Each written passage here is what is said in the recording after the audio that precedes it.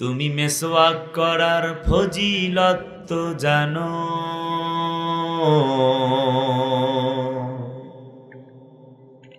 খাওয়ার শেষে মিষ্টি মুখের হাদিসটাও মানো। তুমি মেসওয়াক করার ফজিলত তো জানো,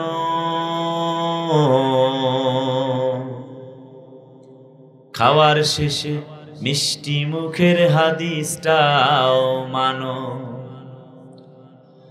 শুধু হক কথাটা উচ্চ স্বরে বলতে পারো না, অন্যায় দেখে বারুদ হয়ে জ্বলতে পারো না। কক্সবাজারবাসীর এমন আওয়াজ হবার কথা নয়, আপনাদের আওয়াজ আরো বেশি হবে, কারণ আমরা জানি কক্সবাজারের মাটি ইসলামের ঘাঁটি। এই শহীদি ঈদগাহে এসে যদি আওয়াজ না পাই তবে খুব কষ্ট পেয়ে ফিরে যাব বাসায়। আবার রিপ্লাইট, শুধু হক কথাটা উচ্চ স্বরে বলতে পারো না, অন্যায় দেখে বারুদ হয়ে জ্বলতে পারো না। কেমন মুসলমান তুমি একটু ভাবো না, কেমন তোমার ঈমান একটু বলো না। কেমন মুসলমান তুমি একটু ভাবো না, কেমন তোমার ঈমান একটু বলো না। তুমি মেসওয়াক করার ফজিলত তো জানো, খাওয়ার শেষে মিষ্টি মুখের হাদিসটাও মানো। ঠিক কি না?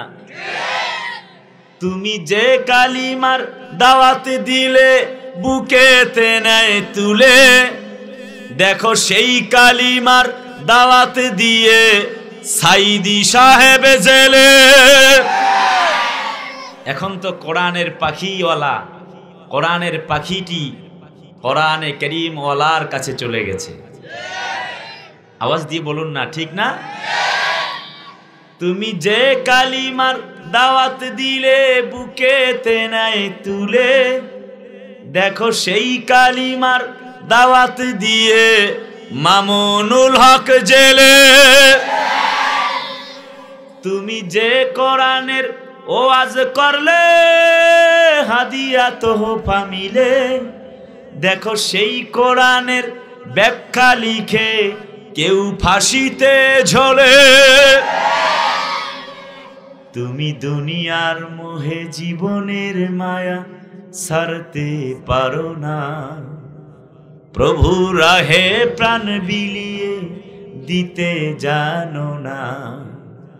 কেমন মুসলমান তুমি একটু ভাবো না, কেমন তোমার ঈমান একটু বলো না। নারায়ে তাকবীর। প্রিয় উপস্থিতি, আমি আপনাদেরকে সেই কোরআনে কারীম থেকে দুটি আয়াত তেলাওয়াত করেছি, যেই Quran, this is the book where there is no doubt in the holy Quran, যাতে কোনো সন্দেহ নাই। আছে? একটু বাবাজিরা, কক্সবাজারের মানুষেরা আওয়াজ বেশি দিলে আমি বেশি খুশি হব। আপনারা যারা আমাকে ইন্টারনেট, ফেসবুক, সোশ্যাল মিডিয়া, ইউটিউবে যারা দেখেছেন, খোঁজ the search, my name is Abdul Quddus Siddiqui. আলহামদুলিল্লাহ, I am nothing, I am zero, আমি কিছু না। বাট আমি ছোট্ট মানুষটি লক্ষ লক্ষ জনতাদের সামনে বক্তব্য দিয়ে থাকি।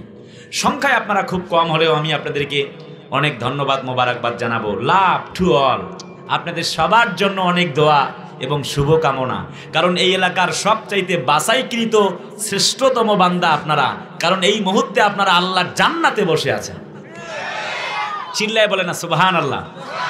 হাদিস বুখারী মুসলিম, হিয়া রাউদাতুম মিন রিয়াজিল জান্নাহ, এটি হচ্ছে জান্নাতের বাগান। আর একবার কোন সুবহানাল্লাহ। জান্নাতে আমাদেরকে বসিয়ে দিয়েছেন কে? শুনছি কি? কোরআনে কারীম, the original book in the world. আসুন, come to the my main point. সূরাতুল আনফালে মাদানিয়া, সূরার নাম আনফাল। আনফাল মানে হচ্ছে যুদ্ধ লব্ধ অতিরিক্ত সম্পদ। এই সূরাটি কোরআন শরীফের 9 নম্বর সূরা, 8 নম্বর পারায় সন্নিবেশিত। 75 আয়াতের কারীমা ফি হাযিহি সূরা। 10টি রুকু রয়েছে। হক এবং বাতিলের লড়াই এই সূরাটিতে আলোচিত হয়েছে। আমার কথা বোঝা যায়? বোঝা না গেলে বলবেন। আমি ঠিক আপনাদের ভাষা খুব একটা ভালো বুঝতে পারি না, তবে আপনাদের ভাষা শুনে আমি খুব মজা পাই, চরম ভালো লাগে। আল্লাহ আমার কক্সবাজারবাসীকে কবুল করো, চিল্লায় বলি আমিন। এই কক্সবাজারে তো আল্লাহ পৃথিবীর দীর্ঘতম সমুদ্র সৈকত দিয়েছে, ঠিক না? গোটা পৃথিবী থেকে লোক আসে। আপনারা সত্যি সৌভাগ্যবান, তবে অনেক কিছুর হেফাজতও করতে হবে। কথা কয় না, ঠিক কি না? অনেক কথা বলেছি, বুঝলে বুঝপাতা, না বুঝলে বাকিখান আপনারাই বলেছেন। আমার থেকেও আপনারা ভালো বক্তা, মাশাআল্লাহ। যাই হোক, সূরাটি ওয়াজহুত তাসমিয়াতু সূরাতুল আনফাল। সময় কম, রাত প্রায় 10:30 বাজতে চলছে। আপনাদের কষ্ট হচ্ছে না তো? কারা কারা ঘুমাচ্ছেন হাত তোলেন। এই মিয়া সাহেব, হাত তুলছেন কেন? ঘুমাইলে কি হাত তোলা যায়? যুবকরা আসো না? নাই যুবকরা কই? হাত তোলো দেখি। শুধু যুবকেরা? ও, অনেক যুবক তো। আচ্ছা, হাত নামাও। আচ্ছা, শুধু ডান দিক থেকে একটু টেস্ট করবো আপনারা আছেন না নাই। শুধু ডান দিক থেকে, অনলি রাইট সাইড। লিল্লাহে তাকবীর। হাত তুলে একটু আওয়াজ দিতে হবে। বাম সাইড, আমার দিক থেকে লেফট সাইড। লিল্লাহে তাকবীর। এবার শুধু অনলি মিডল, যারা মধ্যম মাঝে আছেন, লিল্লাহে তাকবীর। এবার সামন পেছন ডান বাম যারা আছেন, লিল্লাহে তাকবীর। মাশাআল্লাহ, এই আওয়াজে হবে আশা করা যাচ্ছে, তবে লাস্ট এন্ড ফাইনালি আরো বেশি আওয়াজ লাগবে। পারা যাবে না? আওয়াজটা হলো না, চিল্লা এখন পারা যাবে? একবার প্রমাণ করেন দেখি, লিল্লাহে তাকবীর। মাশাআল্লাহ। নামকরণ করা হয়েছে সূরাটির আনফাল কেন? What is cause? এই সূরাটিতে হক এবং বাতিলের লড়াই আলোচিত হয়েছে জন্যে সূরাটির নাম আনফাল রাখা হয়েছে। ক্লিয়ার না? একটু প্লিজ রেসপন্স মি, কথা বলতে হবে। ক্লিয়ার না? কোনো ভেজাল আছে? ব্যাস, মাশাআল্লাহ। আপনারা তো খুব ভালো বোঝেন, আপনারা আমার কোয়ালিফাইড শ্রোতা। কক্সবাজারের মানুষ তো, অনেক আপডেট, মাশাআল্লাহ। প্রেক্ষাপট কি?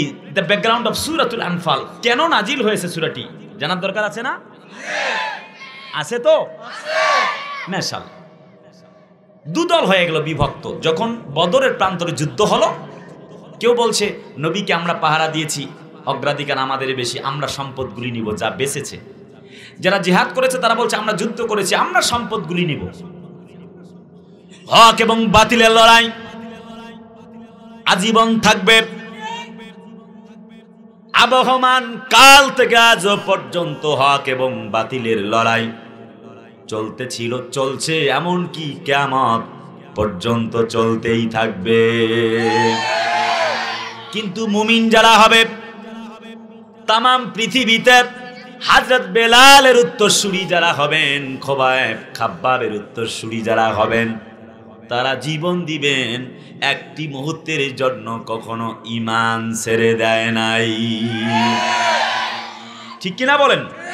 কোরআনে কারিমে আল্লাহ তাআলা বলছেন, ইন্নাল্লাযীনা ক্বালু রাব্বুনাল্লাহু সুম্মা ইসতাকামু তাতানাজ্জালু আলাইহিমুল মালাইকাতু আল্লা তাখাফু ওয়া লা তাহজানু ওয়া আবশিরু বিল জান্নাতিল্লাতী কুনতুম তুআদুন। সূরা হামিমার সাজদা। আল্লাহ পাক বলেন, যারা বলে আমার রব আল্লাহ, এই কথা বলবার পরে নির্যাতন আসে, জেল হয়, জুলুম হয়, চতুর্দিক থেকে মাইরের আঘাত পড়ে, আল্লাহর বান্দা জেলে যায়, ফাঁসির মঞ্চ পর্যন্ত তার জন্য রেডি হয়ে যায়, তারপরও বান্দা বলে আমার রব আল্লাহ। এই কথা যারা বলতে পারে আল্লাহ পাক বলেন যাও যাও যাও তাতানাজ্জালু আলাইহিমুল মালাইকা। আমার ভাইরা তাফসীরে ইবনে কাসিরে আসছে তাতানাজ্জালু আল্লাহ পাক প্রেরণ করেন মালাইকা অর্থাৎ ফেরেশতা মণ্ডলীকে। তারা বলে আল্লাহ তাখাফু ওয়ালা তাহজানু, তোমরা ভয় পেও না, একটুকু চিন্তিত হয় না। আল্লাহ পাক বলছেন ওয়ালা তাহিনু ওয়ালা তাহজানু ওয়া আনতুমুল আ'লাউনা ইন কুনতুম মুমিনিন। তোমরা ভয় পেও না, একটুকু চিন্তিত হও না, যদি তোমরা মুমিন হও তোমরাই বিজয় লাভ করবে। বক্তব্যটা মোল্লার না আল্লাহর? চিল্লায় বলে না কার? আমার কলিজার টুকরা আপনজনেরা, হক আর বাতিলের লড়াই। আল্লাহ পাক বললেন ওয়াকুল জাআল হাক্কু ওয়া যাহাকাল বাতিল ইন্নাল বাতিলা কানা যাহুকা। হক এসেছে, সত্য এসেছে, মিথ্যা বিলুপ্ত হয়ে গেছে, আর মিথ্যা তো বিলুপ্ত হবেই হবে। কারণ আল্লাহ বলেছেন তোমরা ভয় পেও না। চতুর্দিক থেকে তারা হাঙ্গামা চালায়, মুসলমানদেরকে ধরে নির্যাতন করে। যারা ইসলাম প্রেমী মানুষ, কোরআন প্রেমী মানুষ, কোরআনের তাফসীর করে, তাদেরকে শহীদ করে দেয়। এমন দৃশ্য দেখে তোমরা টেনশন করো না। কথা কয় না কে? কারণ যে ব্যক্তিটি 50টি বছর কোরআনের তাফসীর করেছে, আল্লাহ চান নাই তাকে ঘরে বসে শোয়া সাধারণ মৃত্যু দিবে। কারণ সাধারণ মৃত্যুর অর্থ হলো তাফসীরে ফি জিলালিল কোরআনে আল্লামা সাইয়্যিদ কুতুব শহীদ রাহেমাহুল্লাহ বর্ণনা করেছেন, সাধারণ মৃত্যু বরণ করার সঙ্গে সঙ্গে বান্দা কবরে গিয়ে ঘুমাতে থাকে।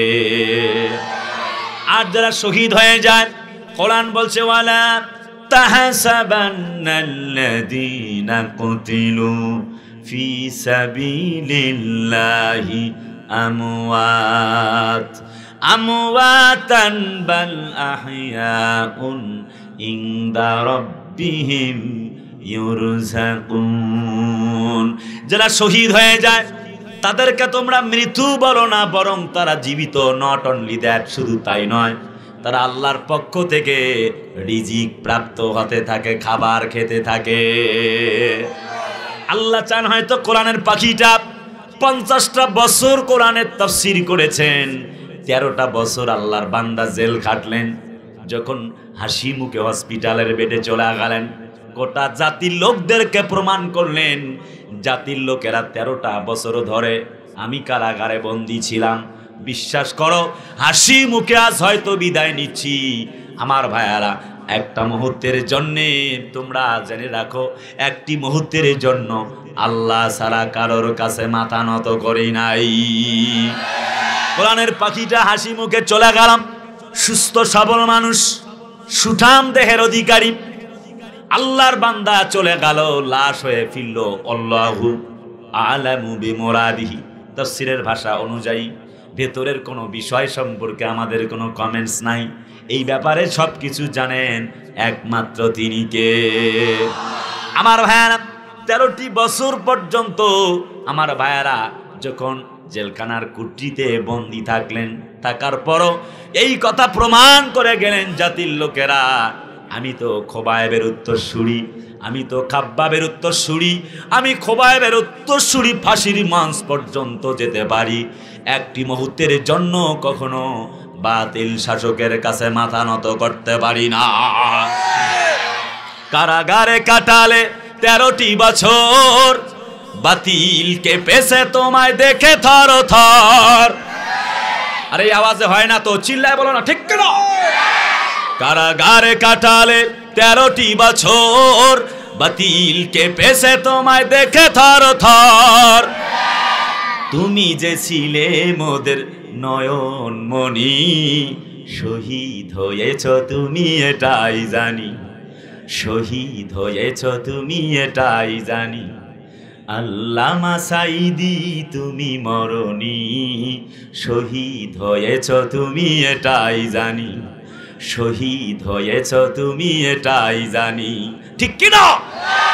দুই হাত উঁচু করে আওয়াজ দিয়ে বলা লাগবে, জোরে বলে না ঠিক কি না? দেখো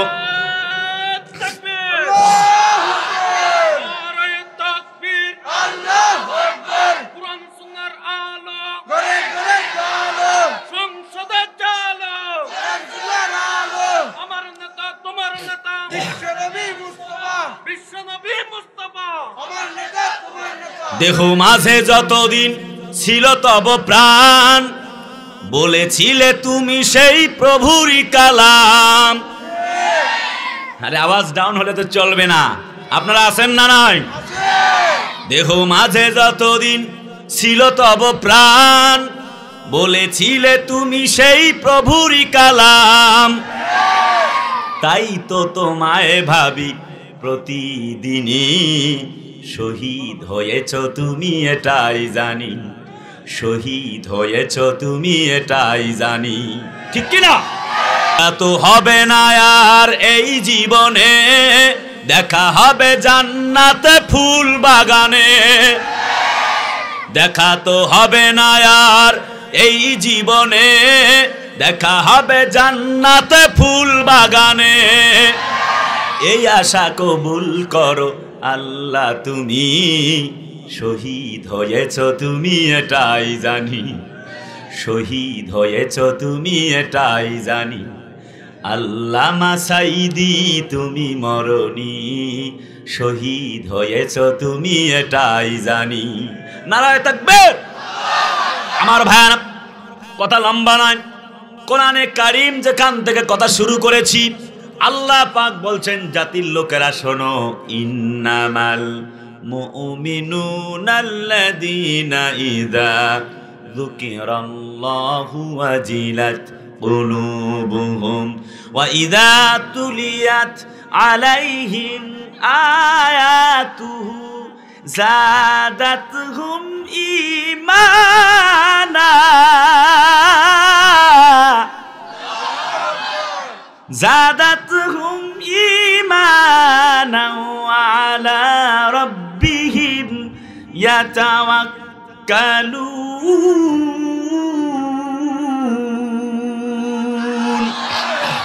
আর একটু জোরে কোন আল্লাহু আকবার।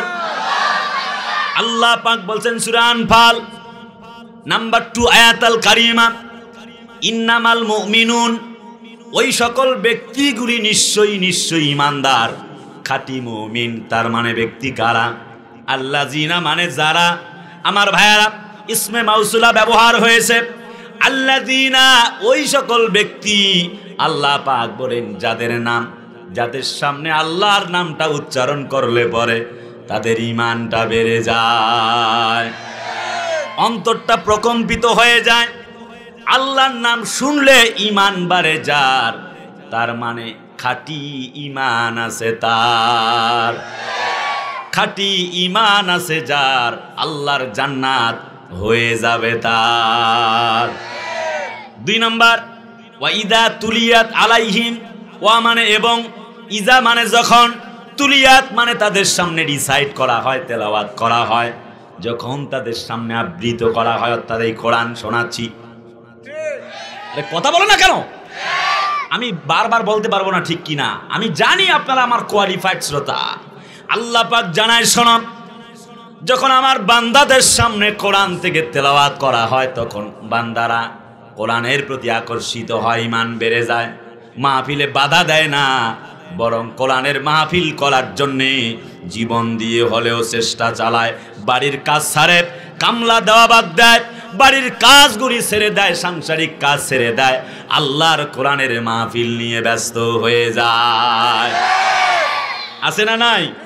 ইতোমধ্যে আমরা প্রমাণ পেয়েছি কারা কোরআনের মাহফিলে বাধা দেয়। কথা না বুঝলে তো হবে না। আরে জোরে বলেন এখন ঠিক কিনা? আমি বিশ্বাস করি, তার মানে কোরআনের মাহফিলে বাধা দেয় যারা, এটি বৈশিষ্ট্য ছিল আবু জেহেলের। আমি কোনো দলকে মেনশন করি না। ভাইয়ারা আমার, আপনি আওয়ামী লীগ করেন, আপনি আমার কলিজার ভাই, ইউ আর মোস্ট ওয়েলকাম। আপনি বিএনপি, জামাত ইসলামী, চরমনাই যে দলই করেন না কেন, কোরআনের পক্ষে থাকার দরকার আছে না নাই? তার মানে হচ্ছে দল আর মত বুঝি না, কোরআনের মাহফিলে বাধা দেয় যারা, তার মানে আবু জেহেলের উত্তরসূরি তারা। যারা কোরআনের মাহফিলে বাধা দেয়, আবু জেহেলের উত্তরসূরি, মুসলমানের বাচ্চা হতে পারে না, পারে না, পারে না। কত কিছু আজ চলে কোরআনের মাহফিলে বাধা, ঠিক না? 8 ভাগ বেধর্মীদের দেশে পূজা মণ্ডপে কখনো বাধা হয় না, আল্লাহর কোরআনের মাহফিলে বাধা হয়, ঠিক না? বিশ্বাস করুন, আমি হিন্দু বিরোধী নই, বরং আমি আমার স্লোগানে বলি, কোরআন বলছে সূরা কাফিরুন লাকুম দীনুকুম ওয়ালিয়া দিন, যার যার ধর্ম শেষে পালন করবে। আমি আমার ভাষায় বলি, আমার কলিজার টুকরা হিন্দু ভাইদের পূজা আর মুসলমানদের রোজা একসাথে চলবে, কোনো আপত্তি নাই। কথা বলে না কেন, ঠিক কিনা? কিন্তু যারা বলে ধর্ম যার যার, উৎসব সবার, নো, দিস ইজ রং। কথা বলে না কেন, ঠিক কিনা? ধর্ম যার যার, উৎসব ও তার তার। আমার হিন্দু আমার ভাই, বৌদ্ধ আমার ভাই, খ্রিস্টিয়ান আমার ভাই, ঠিক কিনা? তারা তাদের ধর্ম উৎসব পালন করবে, বাধা দিব না, বরং আমরা তাদেরকে তাদের জন্য যেভাবে সহযোগিতা হয়, সহজ হয়, দেন মোর ইজি, তাদেরকে আমরা সেভাবে হেল্প করব, ঠিক না? তার মানে ধর্ম যার যার, উৎসব সবার। কোন মুসলমানের বাচ্চা এই স্লোগান দিতে পারে না, পারে না, পারে না।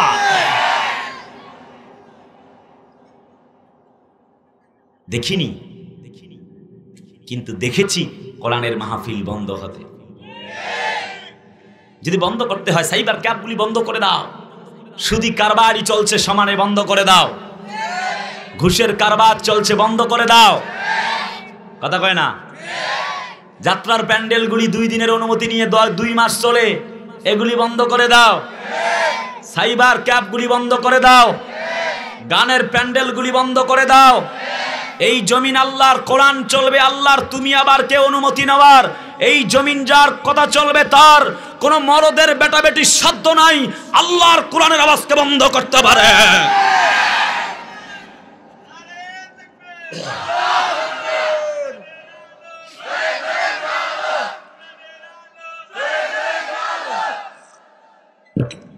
আল্লাহ তাআলা বলছেন, ওয়াকালাল্লাযীনা কাফারু লা তাসমাউ লিহাযাল কুরআন ওয়ালগাউ ফীহি লাআল্লাকুম তাগলিবুন। একটু জোরে কর না, আল্লাহু আকবার। আপনারা আছেন? যুবকদের আওয়াজ আজকে ডাউন হয়ে গেছে। তোমাদের সাউন্ড তো কখনো হবে না ডাউন, ঠিক না? আজকের যুবকেরা দুর্বল হয়ে পড়েছে। এরা হচ্ছে নায়ক সাকিব খান আর প্রিয়তমার পাগল, ঠিক না? এরা শয়তান কত জানেন? এরা স্লোগান শুরু করেছে, যত কথা রাখা ছিল এই বুকে জমা, তোমাকে জানিয়ে দিলাম ও প্রিয়তমা, ঠিক না? ওরে শয়তান। আবার কয় ঠিক। এরা কি দুষ্ট দুষ্ট জানেন? চতুর্দিক দিয়ে চুল কাইটা, চুল মাঝখানে রাখছে তালপট্টি দ্বীপ বানায়া। কথা হয় না? আমি নাম দিয়েছি কুত্তা কাটিং। কিছু কিছু আমার বোনেরা, আমার মেয়েরা আবার আছে এরকম গাঞ্জাখোর ছেলে ছাড়া পছন্দই করে না। কথা কয় না? আছে না নাই? যদি দাড়িওয়ালা ছেলেদের দেখে কয় এদেরকে খ্যাত খ্যাত লাগে। কথা কয় না? আছে না নাই? মাসুদ, ভালো হয়ে যাও। কারণ নাম মাসুদ আছে নাকি? আবার ওরে কালকে আবার খেপায় দিয়ে না যে হুজুর তোমারে ভালো হইতে কইছে, তাহলে মুশকিল হয়ে যাবে, ও বিপদে পড়ে যাবে। যুবক, please back to your Lord. রবের কাছে ফিরে যেতেই হবে। অতএব তোমাকে এখন চেঞ্জ হওয়া লাগবে। যা করেছে stop it right now, you should give up. একটু দাঁড়াও, ভাবো কেন আসছো দুনিয়ায়। ভাবা যাবে? যাবে? যদি বলি মাহফিল তো দিয়েছেন, কে কে আজকে ফজরের নামাজ পড়েছেন? আল্লাহর কসম সবাই হাত তুলতে পারবে না, কথা কয় না। যদি বলি গত এক সপ্তাহে হালাল খাবার খেয়েছেন, হারাম খাননি, সবাই হাত তুলতে পারবে না। যদি বলি কে কে মিথ্যা কথা বলেননি গত 3 দিনে, সবাই হাত তুলতে পারবে না। তোমার মরা ভালো বেঁচে থাকার চেয়ে। আমার ভাইয়ারা, কি আলোচনা চালাবো? চলবে? চলুক, চলুক। আর বক্তা মরুক, বক্তা বাঁচুক। তো হেভি স্লোগান, তুমি এসে ওয়াজ করো। হেভি স্লোগান জানে তো। কক্সবাজারের যুবকরা অনেক আপডেট যে। আল্লাহ আমার যুবকদেরকে কবুল করো, চিল্লায় বলি আমিন। আল্লাহ বললেন সূরা হামিমার সাজদার 30 নম্বর আয়াতে, ওয়া মানে এবং কলার ফাইল, ওই সকল ব্যক্তিদেরকে বলা হয়েছে আল্লাযিনা মানে যারা, কাফারু যেই সকল কাফেররা কোরআনের পথে বাধা দিত। কথা কয় না কেন? এখন মূল কথায় চলে গেলাম, মূল আলোচনায় চলে গেলাম। আর বিলম্ব নয়, যখন কোরআন নাজিল হয়ে গেল, নবীজি কোরআন তেলাওয়াত করেন যখন, চতুর্দিক থেকে বাধা আসছিল, তখন কোরআন নাজিল হয়ে গেল। হযরত জিবরিল আমিন আসলেন, বললেন ইকরা বিসমি রাব্বিকাল্লাযী খালাক, খালাকাল ইনসানা মিন আলাক, ইকরা ওয়া রাব্বুকাল আকরামুল্লাযী আল্লামা বিল কলম, আল্লামাল ইনসানা মা লাম ইয়ালাম। জোরে কোন আল্লাহু আকবার। হাবিব পড়ুন আপনার প্রতিপালকের নামে, যে আল্লাহ রাব্বুল আমিন আপনারে সৃষ্টি করেছেন। Recite the holy Quran, if you practise, if you recite the holy Quran in every single day. হে নবী, আপনি কোরআন পড়ুন। আমি আপনাদেরকে সাজেস্ট করছি কোরআন পড়ুন। ইচ্ছা বিশ্বাস না হয় কোরআনটা পড়ুন, আস্তে আস্তে বাংলা অনুবাদগুলো পড়তে থাকেন। 1 লাইন, 2 লাইন, 3 লাইন হৃদয় থেকে পড়েন। আল্লাহর কসম, আপনি 2, 4, 5 পৃষ্ঠা পড়ে ফেলবেন। আপনি যখন বাংলা অর্থ সহ পড়বেন, তখন আপনাকে আর কোরআন ছেড়ে উঠতে মন চাইবে না। কিন্তু আমরা জাতির লোকেরা কোরআন পড়ছি সাপের মন্তর, কথা কয় না। আজকে অধিকাংশ তালিম তারবিয়াতগুলিতে কোরআন শিক্ষা দেওয়া হয় না, বেটারা কিছু হাদিস শোনায়, হাদিস পড়ায়, অনেক জাল হাদিসও চলে। আমাদের ডক্টর আব্দুল্লাহ জাহাঙ্গীর স্যার লিখেছিলেন হাদিসের নামে জালিয়াতি। আমি তো কুষ্টিয়া ইসলামী বিশ্ববিদ্যালয়ের ছাত্র ছিলাম, আমরা আমির হামজা ভাই সহ একসাথে পড়েছি। আমার ভাইয়েরা, কলজার টুকরা আপনজনেরা, আজকের পৃথিবীতে কোরআনের ওয়াজ চলে, কিন্তু কোরআন প্রতিষ্ঠার ওয়াজ অনেক জায়গায় অনেক বক্তারা করতে চায় না, মাইরের ভয়ে, কথা ঠিক না? আমাদের যায় বাড়ি পোড়া, আর বেটা তাহিরি মার্কা আলেমরা খায় আলু পোড়া। আরে কথা বলে না কেন? যেই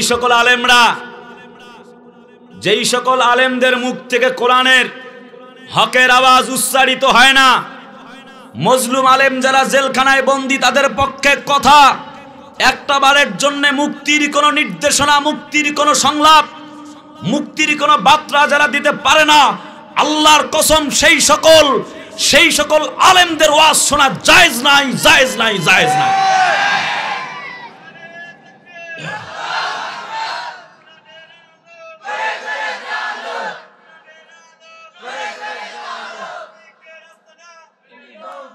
আমার এই বাংলায় বিশ্ব ইজতেমাও হয়, আমি স্যালুট জানাই। আজও আমি যখন বিমানে আসি তার আগে একটু বিশ্ব ইজতেমায় ঢুকেছিলাম, আমার গাড়ি দাঁড় করে একটু ঢুকেছি। মাশাআল্লাহ, নয়ন অভিরাম দৃশ্য, লক্ষ লক্ষ মানুষ হয়। কিন্তু দুঃখজনক হলো একটি সত্য কথা, সেই জায়গাটা থেকে হকের আওয়াজ আসে না। নিশ্চিতভাবে ইমানের, কোরআনের, দ্বীনের উপকার হচ্ছে, অনেক মানুষ নামাজি হচ্ছে, সেখান থেকে দোয়া কবুল হবে, অনেক মানুষ আলহামদুলিল্লাহ ফিরে আসবে নামাজের পথে, ভালো কথা। কিন্তু আমাদের আল্লামা মামুনুল হক জেলখানায় বন্দী, একটা বার তো ছোট্ট করে হলেও বলা যায় যে মামুনুল হক সাহেব সহ সকল বন্দী আলেমদেরকে মুক্ত করে দাও। আরে কথা বলে না কেন? একটা বার তো বলা যায় নাকি? আমরা আলিয়া আলেম আমাদের কথা নাই বললেন, আপনাদের আল্লামা মামুনুল হকের কথা শাইখুল হাদিস ইবনে শাইখুল হাদিস। আমি ইসলামিক ইউনিভার্সিটিতে পড়বার পরে বেশ কিছুদিন কাটিয়েছি মোহাম্মদপুরে, সেখানে আমার সকল স্বজন থাকায় সেখানে ছিলাম। জামিয়া আরাবিয়ায় দেখেছি আল্লামা মামুনুল হক একজন নির্ভীক ইসলামের সিপা সালা। তিনি যখন দর্শ দিতেন গোটা তার জামিয়া আরাবিয়া প্রতিষ্ঠানটি মনে হয় যেন কম্পিত হচ্ছে। আল্লাহর কসম, সেই মানুষটার সাথে যতদিন আমি মিশেছি চলেছি আমার ভালো লাগার মুহূর্ত ছিল। আল্লাহর কসম, এই কোরআনে কারিম মাথায় নিয়ে বলছি, আমার দেখা আল্লামা মামুনুল হক একজন ভালো মানুষ। শয়তানের এবং নফসের জালে পড়ে ধোকায় পড়ে একটি মানুষের ছোটখাটো ত্রুটি বিচ্যুতি থাকতে পারে, কিন্তু আমি বলবো আমাদের জননী, আপনি 18 কোটি জনতার মা, মাননীয় প্রধানমন্ত্রী, আপনার কাছে অনুরোধ করছি, বিনীত অনুরোধ, আপনি আল্লামা মামুনুল হক সাহেব সহ সকল বন্দী আলেমদেরকে মুক্ত করে দিন। এই জমিনে আলেমরা শ্রেষ্ঠ, আল্লাহর কোরআনের তারা বার্তাবাহক, তারা জীবিত কোরআন, নিঃশর্তে তাদেরকে মুক্ত করে দেওয়া হোক। তা না হলে বাংলার জমিনে এমন আগুন জ্বলবে যে আগুন নেভাতে পদ্মা, মেঘনা, এমনকি যমুনার পানি দিয়েও মুসলমানদের আগুন নেভাতে পারবেন না, পারবেন না, পারবেন না। এই পক্ষে কারা কারা রাজি? দুহাত তুলে আল্লাহরে দেখাও।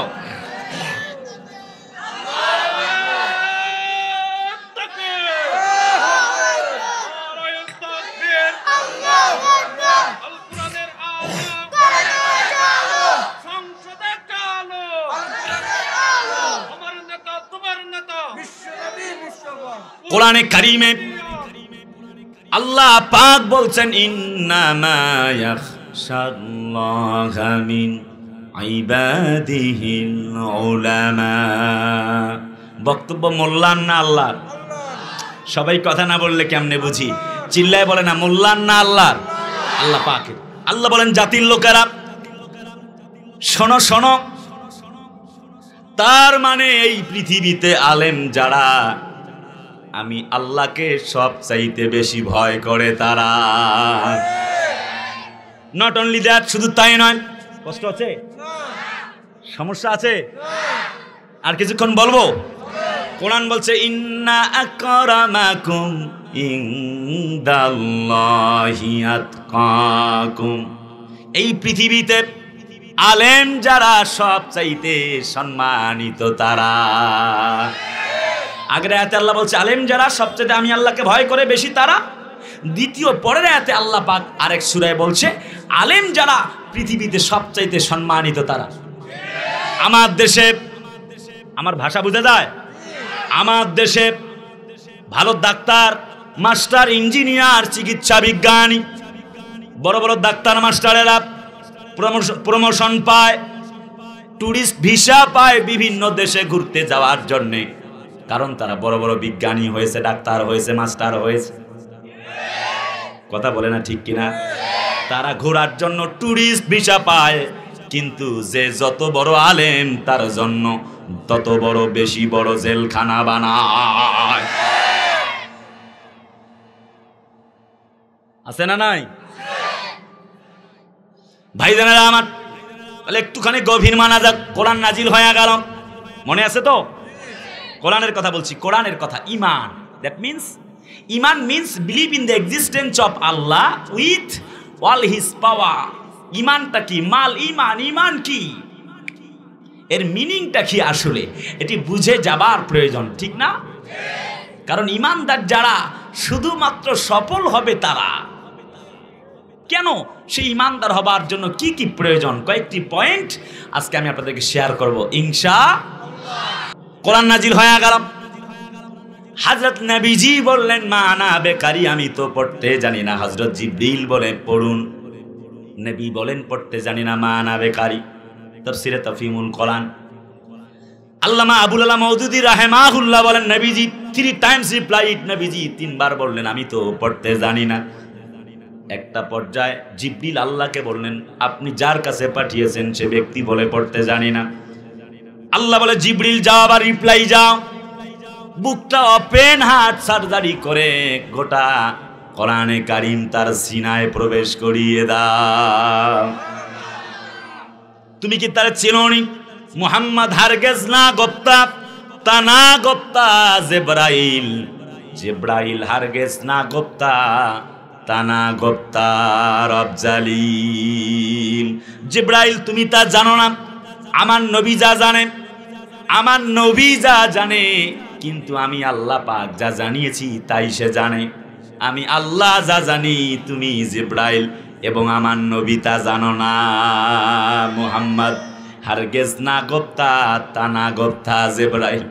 আমার ভাইয়ারা, আল্লাহ পাক এমনি করে বলছেন, যাও মুহাম্মদ খরমরে মুস্তফা বস, মুহাম্মদ হাবিবে হামদে খোদা বস।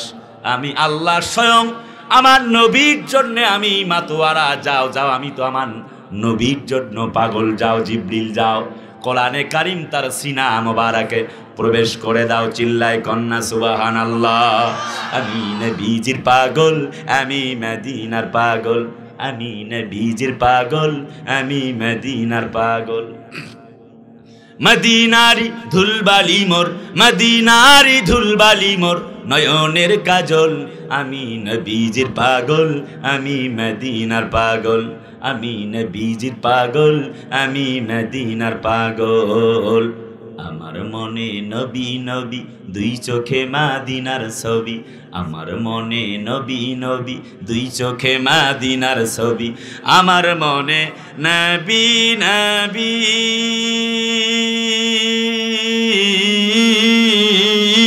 আমার মনে নবী নবী, দুই চোখে মদিনার ছবি। নবীর প্রেমে দিতে রাজি, নবীর প্রেমে দিতে রাজি, নবীর প্রেমে দিতে রাজি জীবনের সকল। আমি নবীজির পাগল, আমি মদিনার পাগল, আমি নবীজির পাগল, আমি মদিনার পাগল। শুনিলে মদিনার কথা ভুলতে পারি সকল ব্যথা, শুনিলে মদিনার কথা ভুলতে পারি সকল ব্যথা। শুনিলে মদিনার কথা, শুনিলে মদিনার কথা ভুলতে পারি সকল ব্যথা। বুকের ভেতর ভেসে ওঠে, বুকের ভেতর ভেসে ওঠে, বুকের ভেতর ভেসে ওঠে মন আনন্দের ঢল। আমি নবীজির পাগল, আমি মদিনার পাগল, আমি নবীজির পাগল, আমি মদিনার পাগল। নারায়ে তাকবীর। কোরআন নাজিল হয়ে গেল। নবীজির জন্ম 570-এ, 610 খ্রিস্টাব্দে কোরআন নাজিল হয়ে গেল। নবীজি বাড়ির মধ্যে চলে এলেন। জাম্মিলুনি জাম্মিলুনি জাম্মিলুনি ইয়া খাদিজা, খাদিজা রে ও আমার প্রিয়তমা পাত্রী, আমি তো ভয় পেয়েছি। তাফসিরে ফি জিলালিল কোরআনের ব্যাখ্যা আমাদের প্রাণ একজন লেখক আল্লামা আল্লাহর বান্দা লিখেছেন, আমার কলিজার টুকরা আপন যে তাফসিরে ফি জিলালিল কোরআনের ব্যাখ্যা আল্লামা সৈয়দ আমার ভায়ানা ফি জিলালিল কোরআনে লেখক লিখেছেন, জাতির লোকেরা নবীজি বললেন লাকাত খাশিতু আলা নাফসি জাম্মিলুনি জাম্মিলুনি জাম্মিলুনি, আমি ভয় পেয়েছি খাদিজা, আমাকে তুমি কম্বল দিয়ে ঢেকে দাও। আমি মনে হয় আর বাঁচবো না রে, আমি আর বাঁচবো না, ভয় পেয়েছি, আমার জ্বর এসেছে। সাদা ধবধবে আকৃতির একজন ব্যক্তি আসলো, আমাকে বলে আপনি পড়ুন, আমি তো পড়তে জানি না, আমি ভয় পেয়েছি, কম্বল দিয়ে ঢেকে দাও। একটা পর্যায়ে দয়ার নবীজি মায়ার নবীজি যখন কান্দে, আম্মাজান খাদিজা তখন পর্যন্ত জানেন না নবীজি আমার নবী হয়ে গেছেন। দয়ার নবী মায়ার নবী আমার এমনি করে অস্থির অবস্থায় আছেন। প্রিয়তমা স্ত্রী আম্মাজান খাদিজাতুল কুবরা রাদিয়াল্লাহু তাআলা আনহা তিনি বললেন, দেখুন আল্লাহ রাব্বুল আমিন কখনোই আপনার ক্ষতি করতে পারে না।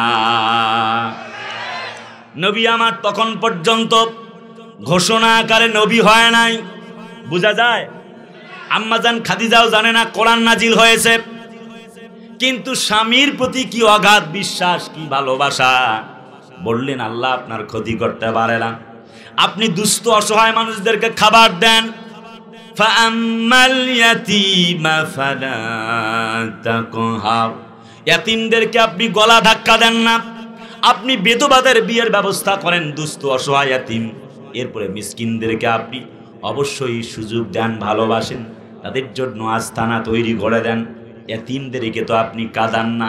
কখনো আল্লাহ রাব্বুল আমিন আপনার মতো ইয়াতীমকে কাঁদাতে পারে না। কিরকম আস্থা, অগাধ বিশ্বাস। একদিন তো দয়ার নবী রাস্তা দিয়ে চলে যায়, শুনছেন তো আপনারা, শুনতেছেন তো? রাস্তা দিয়ে চলে যায়, এই যে সেমাস রোড ধরেন একটি রাস্তা, কত মানুষ চলে যায় সামনে ঈদগাহ ময়দান, কত মানুষ ঈদগাহ ময়দানে চলে গেল। ঈদের দিন ছোট্ট একটা বাচ্চা কান্দে, কেউ জিজ্ঞেস করলো না বেটা তুমি কান্দো কেন? সামনে অনেক কথা আছে, অনেক ঘটনা আছে, সেজন্য ছোট্ট করে 30 সেকেন্ডে শুধু বলছি। কেউ বলল না বেটা তুমি কান্দো কেন? কত হাজার হাজার মানুষ চলে যায়, নবীজি আমার দাঁড়িয়ে গেলেন, থমকে দাঁড়িয়ে গেল, বেটা তুমি কান্দো কেন বলো, হোয়াট ইজ কজ? ছোট্ট মানুষ কিছু বুঝতে পারে নাই, বললেন আমি তোমারে বলবো না, ইয়াতীম নবী মুহাম্মদকে যদি পাই আমার মনের দুঃখ তারে বলতে চাই। দয়ার নবী চোখের পানি আর ধরতে পারলেন না, নবীজির চোখের পানি পড়তে লাগলো। নবীজি বললেন ওরে ইয়াতীম, তুমি তো আমারে চিনতে পাও নাই, যার জন্য তুমি পাগল পারা মাতোয়ারা, আমি তো সেই ইয়াতীম নবী মুহাম্মদ রাসূলুল্লাহ। ছোট্ট বাচ্চা বলে I have waiting for you ইয়া রাসূলুল্লাহ, oh my dear prophet Muhammad সাল্লাল্লাহু আলাইহি ওয়াসাল্লাম, আমি তো আপনার জন্য অপেক্ষা করতেছিলাম।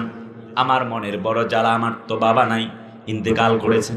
সৎ মায়ের কাছে লালিত, আমার মায়ের কাছে লালিত পালিত হচ্ছি আমার সৎ বাবার কাছে। বাবা তো আমারে দেখতে পারে না। ঈদের দিন মার বাবার মাঝে ঝামেলা হবে জন্যে আমাকে তারা বের করে দিয়েছেন, আমি বের হয়েছি। তবে বের হওয়ার সময় মা একটা কথা বলেছেন, যা রে বেটা যা, তোর কোনো টেনশন নাই, যদি তোর কেউ যদি খোঁজ খবর নাও নেয়, একজন ব্যক্তি তোর খোঁজ নেবে, ইয়াতীম নবী মুহাম্মদুর রাসূলুল্লাহ। নবীজি বললেন তুমি আমার কাছে কি চাও বলো? ছোট্ট বাচ্চা শুধু হাউ মাউ করে কান্দে, কোনো কথা বলে না। হযরত নবীজি তারে কোলে করলেন, বাড়ি গেলেন, বললেন আয়েশা রে, আজ ঈদের দিনে আল্লাহ রাব্বুল আমিন আমাদেরকে খালি হাতে ফেরান নাই। নবীজি দাঁড়িয়ে আছেন, ছোট্ট বাচ্চা ইয়াতীমকে লক্ষ্য করে বললেন, এই যে ভদ্র মহিলাকে তুমি দেখতে পাও, ইনি হচ্ছেন হযরত আয়েশা। ইনি যদি তোমার মা হয়ে যায়, আমি বিশ্ব নবীজি যদি তোমার বাবা হয়ে যাই, বলো বেটারে বলো, তোমার কোনো মনের জ্বালা মেটে নাকি? তোমার কোনো মনের দুঃখ থাকে নাকি? ছোট্ট ইয়াতীম বাচ্চা ডুকরে ডুকরে কান্দে আর বলে ইয়া রাসূলুল্লাহ, আপনি যদি আমার বাবা হয়ে যান, হযরত আয়েশা যদি আমার মা হয়ে যায়, এর চাইতে বড় পাওনা আল্লাহর জমিনে আর একটাও নাই। ওয়ামা আরসালনাকা ইল্লা রাহমাতাল লিল আলামিন। সূরাতুল আম্বিয়া 107 নম্বর আয়াত আল্লাহ পাক বলেন, হাবিব গোটা পৃথিবীবাসীর জন্যে তোমাকে আমি রহমত করে বানিয়েছি।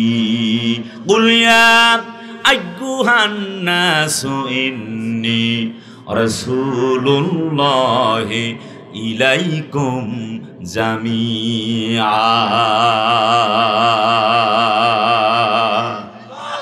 একটু জোরে করেন আল্লাহু আকবার।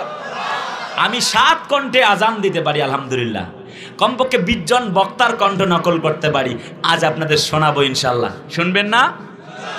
শেষ পর্যন্ত থাকবেন না কলিজার ভাইয়েরা? হযরত নবীজি এমন ছিলেন আমার ভাইয়েরা, কলিজার টুকরা নবী আমার। ওয়ান্স আপন এ টাইম হযরত খাদিজাকে বললেন, ওরে খাদিজা, আমি তো আল্লাহর পয়গম্বর হয়ে গেছি, আমার উপরে কোরআন এসেছে, কলমা পড়ো, ঈমান আনো। হযরত খাদিজা বললেন, বুঝতে পেরেছি, 15টি বছর ঘর সংসার করে যা বুঝেছি, আপনি কোনো সাধারণ মানুষ হবেন না, নিশ্চয়ই আল্লাহর নবী হবেন। একটুকু দেরি করতে চাই না, একটুকু দেরি করতে চাই না, কলমা পড়ে মুসলমান হয়ে গেলাম। আশহাদু আল্লাহ ইলাহা ইল্লাল্লাহু ওয়া আশহাদু আন্না মুহাম্মাদান আবদুহু ওয়া রাসূলুহু লা ইলাহা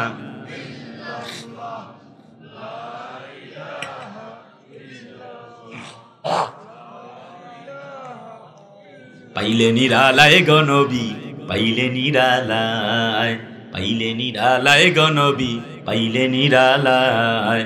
দুই কদমে চুমু খাবো, দুই কদমে চুমু খাবো, চরণ ধুলি মাখবো গায়।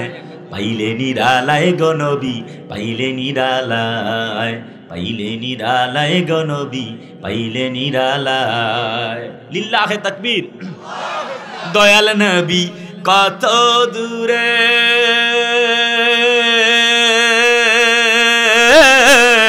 লোহিত সাগরের তীরে।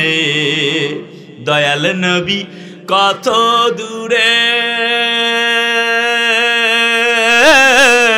লোহিত সাগরের তীরে। মদিনারি সোনার ঘরে, মদিনারি সোনার ঘরে আছেন তিনি সর্বদায়। পাইলে নিরালায় গনবী, পাইলে নিরালায়, পাইলে নিরালায় গনবী, পাইলে নিরালায়। নারায়ে তাকবীর। আমার ভাইয়ারা, লম্বা কথা নয়, কোরআন নাজিল হয়ে গেলাম। 570-এ জন্ম, 610-এ কোরআন নাজিল। শোনা যায়? দয়াল নবী আমার কোরআনে কারীম নাজিল হয়ে গেল যখন, নবুয়ত প্রাপ্তি নবীজি হয়ে গেলেন তখন।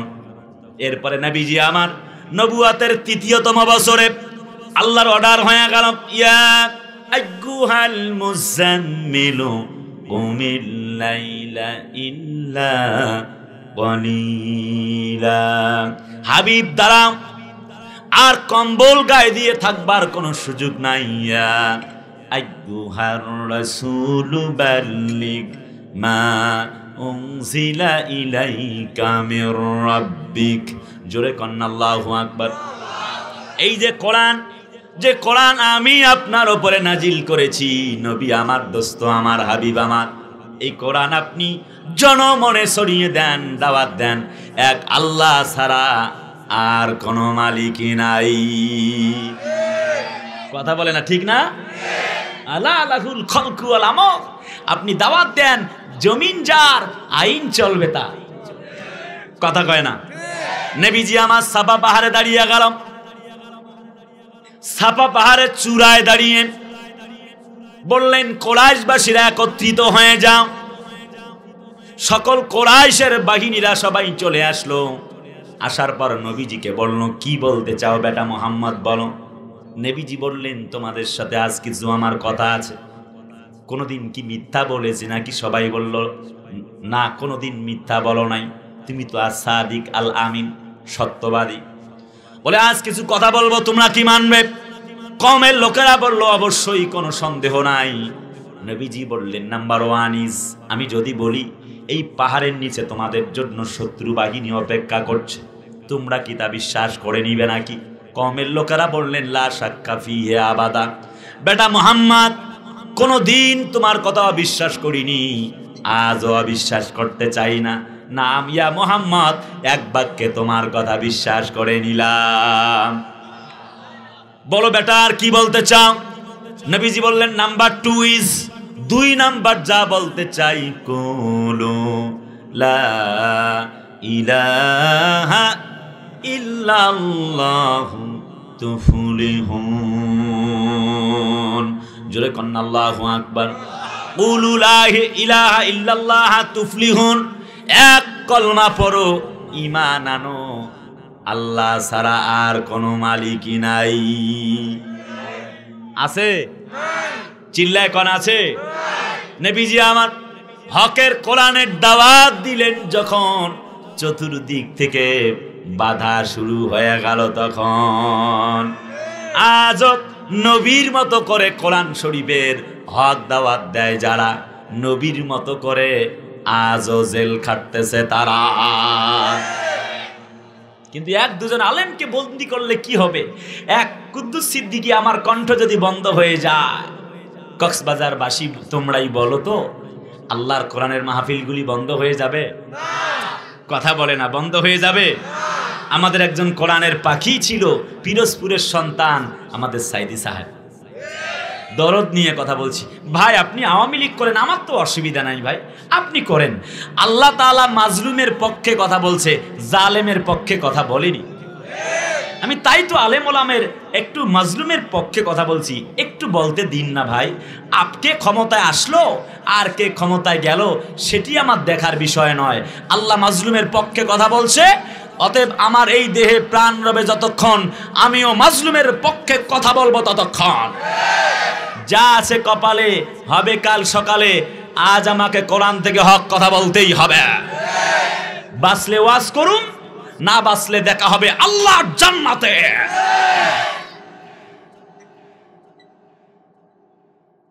কক্সবাজারবাসী আমার সাথে আছে না নাই? আছে তো এখানে? বেটারা প্লিজ ডোন্ট মাইন্ড এই ভাষা ব্যবহার করার জন্য। আছে তো শুধু প্যান্ডেলের ভেতরে। যদি আজ এই প্যান্ডেলের জজবা যদি রাজপথে থাকতো, আল্লাহর কসম একটা আলেম, একটা ছোট্ট আলেমও জেলখানার কুটরিতে বন্দী থাকতো না। শুধুমাত্র এই মঞ্চে প্যান্ডেলে যতক্ষণ আছে ততক্ষণ। যেমন সার্কাস যারা দেখায়, একটা গন্ডি দেয়, ওর ভেতরে যারা তাদেরকে চোখের মধ্যে ভেলকি লাগায়, কথা কয় না, ওর ভেতরে বাহিরে, ওর বাহিরে গেলে, গন্ডির বাহিরে গেলেই সব ভুয়া। ঠিক এখন এখানে ভুয়া স্লোগান দিচ্ছি। যখন বলবে জিহাদ জিহাদ জিহাদ চাই, তখন কইবে আমরা নাই আমরা নাই। এতগুলি মানুষ, 18 কোটি জনগণের 12 কোটির বেশি তাওহীদপন্থী, এই জমিনে আলেমরা জেলখানায় থাকে, থাকবার কথা ছিল না। কথা বলে না, ঠিক কিনা ভাইরা? লম্বা করে খুব বেশি কষ্ট দিব না আপনাদেরকে, একবার শেষ প্রান্তের দিকে দাঁড়ানো কষ্ট হচ্ছে না তো? আরেক কিছুক্ষণ চালাবো, লাগামহীন চলবে না। আমরা আজকের ডেট ইনশাল্লাহ পার করব না। এতক্ষণ থাকা যাবে না? এখনই বিদায় দেব। আজকে গজল আছে কয়েকটা, কোরআনের পাখিকে নিয়েও গজল আছে, বলবো ইনশাল্লাহ। শুনবেন তো? মাশাআল্লাহ। আল্লাহ আমার ভাইদেরকে কবুল করো, চিল্লায় বলি আমিন। আজ আমাদের এক হামজা সাহেবের কণ্ঠ বন্ধ ছিল 925 দিন, কোরআনের মাহফিল চলে নাই, কথা কয় না। আমাদের কোরআনের পাখিটা নাই, 50 বছর কোরআনের তাফসীর করেছিল, এখন মঞ্চ চলছে না, ব্যাস। আমাদের আল্লামা মামুনুল হক নাই, মঞ্চগুলি চলছে না। তার মানে হচ্ছে আল্লাহর নবী কোরআনের হক দাওয়াত দিয়েছিল যখন, চতুর্দিক থেকে বাধা এসেছিল তখন। আজও তাই আল্লাহর পক্ষে, ইসলামের পক্ষে, নবীর পক্ষে হক দাওয়াত দেয় যারা, নবীর মতো কুটরিতে বন্দী আছে তারা। আমি বলি, এক রফিকুল ইসলাম ছোট্ট মাদানি বক্তা জেলে গেলেই বক্তা হিট, কথা কয় না। এক রফিকুল ইসলাম মাদানির সামনে 3-4 হাজারের বেশি লোক হইতো না, এখন 3-4 লক্ষ লোক হয়ে যায়। আমার হামজা সাহেবের মাহফিলে এত লোক আগে হইতো না, এখন যে বাদ ভাঙা জোয়ার। আমাদের আমির হামজা ভাইয়ের মাহফিলে এখন যত ক্যামেরা আসে, তাম পৃথিবীর কোন প্রধানমন্ত্রীর সামনেও এতগুলি ক্যামেরা যায় না, কথা বলো ঠিক কিনা? তাম পৃথিবীর কথা বলছি আমার ভাইয়ারা। তার মানে আবহমান কাল থেকে ইসলামের পক্ষে, কোরআনের পক্ষে বাধা ছিল, এখন আছে, সামনের দিনেও থাকবে না, থাকবে না, জোরে কয় না, থাকবে কিনা? আমার ভাইয়ার একজনের কণ্ঠ বন্ধ হলেই আল্লাহর কোরআনের আওয়াজ বন্ধ হয়ে যাবে না। এক রফিকুল ইসলাম মাদানির কণ্ঠ বন্ধ হলেই কোরআন বন্ধ হবে না। আমাদের এক হামজার কণ্ঠ বন্ধ হবে, আল্লাহ আমাদের আব্দুল্লাহ আলামিনকে তৈরি করে দিবে। আমাদের আলামিন ভাইয়ের কণ্ঠ বন্ধ হবে, আল্লাহ তারিক মনোয়ার সাহেবের কণ্ঠকে চালু করে দিবে। আমাদের তারিক মনোয়ার সাহেবের কণ্ঠ বন্ধ হবে, আমাদের আবু তোহা মোহাম্মদ আদনান ভাইয়ের কণ্ঠ চালু হয়ে যাবে। আমাদের আবু তোহা আদনান ভাইয়ের কণ্ঠ বন্ধ হয়ে যাবে, আমাদের এম হাসিবুর রহমান সাহেবের কণ্ঠ চালু হয়ে যাবে। আমাদের এম হাসিবুর রহমান সাহেবের কণ্ঠ বন্ধ হয়ে যাবে, আমাদের আলী হাসান উসামার কণ্ঠ চালু হয়ে যাবে। আমাদের রফিকুল ইসলাম মাদানির কণ্ঠ বন্ধ হয়ে যাবে, আল্লাহ হারুন ইজহার এই জমিনে পয়দা করে দিবে। এক মামুনুল হক, এক কোরআনের পাখি সাইদীদের কণ্ঠ বন্ধ করে আল্লাহর কোরআনের আওয়াজকে বন্ধ করা যাবে না, যাবে না, যাবে না।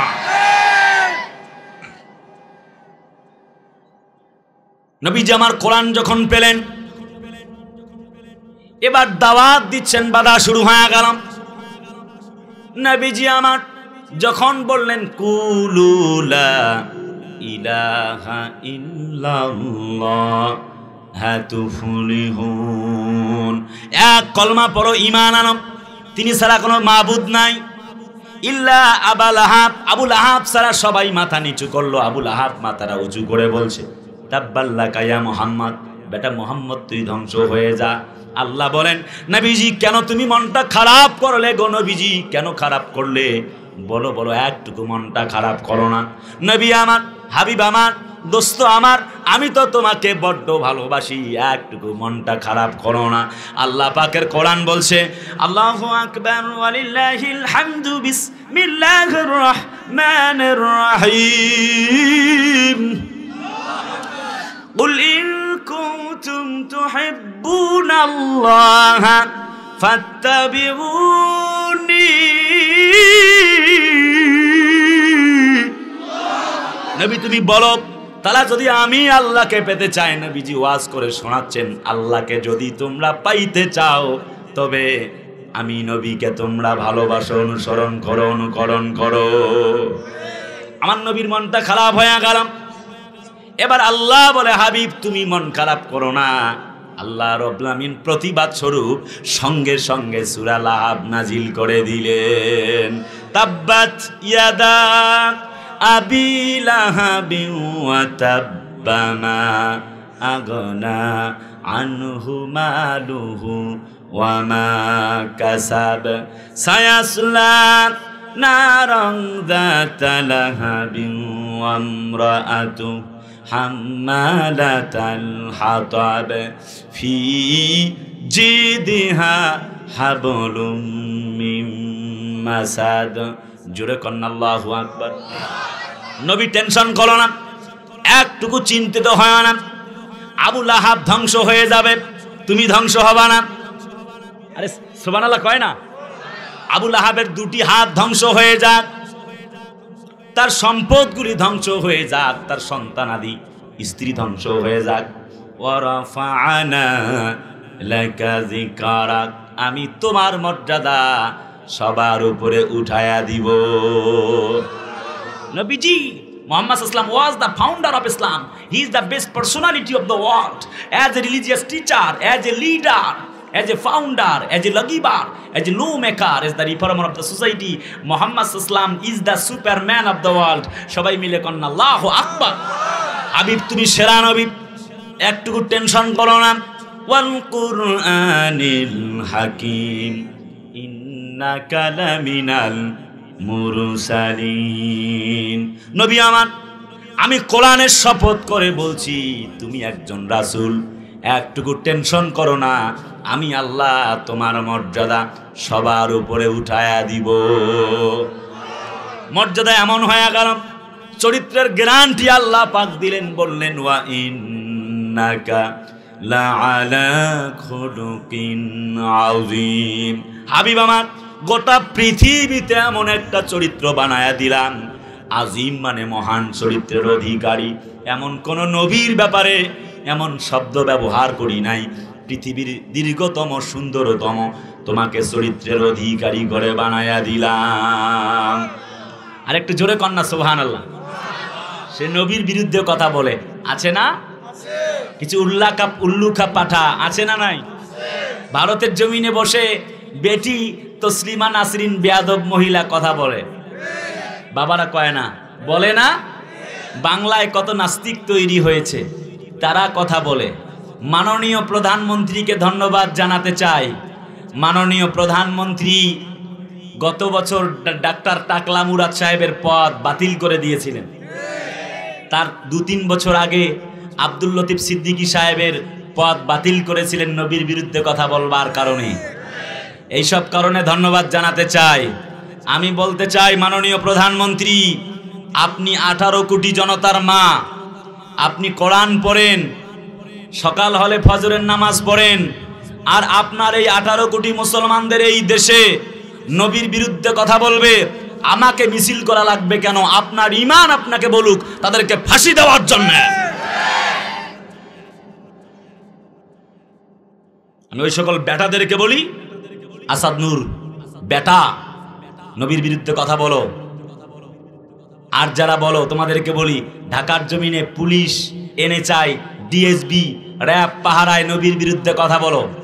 একটাবার কক্সবাজারের মাটিতে এসে নবীর বিরুদ্ধে, ইসলামের বিরুদ্ধে, আল্লাহর কোরআনের বিরুদ্ধে কথা বলে দেখো, আল্লাহর কসম পিঠের চামড়া নিয়ে ঢাকায় ফিরতে পারবা না।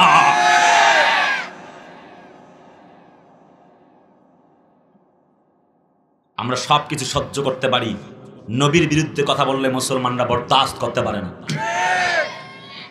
আমরা হাত দিতে পারি, পা দিতে পারি, শহীদ হতে পারি, মুসলমানের আমরা জীবন দিতে পারি, কিন্তু আল্লাহর নবীর বিরুদ্ধে কোনো কটূক্তিমূলক কথা বললে বাংলার জমিনের মুসলমানরা তা বরদাস্ত করতে পারে না, পারে না, পারে না।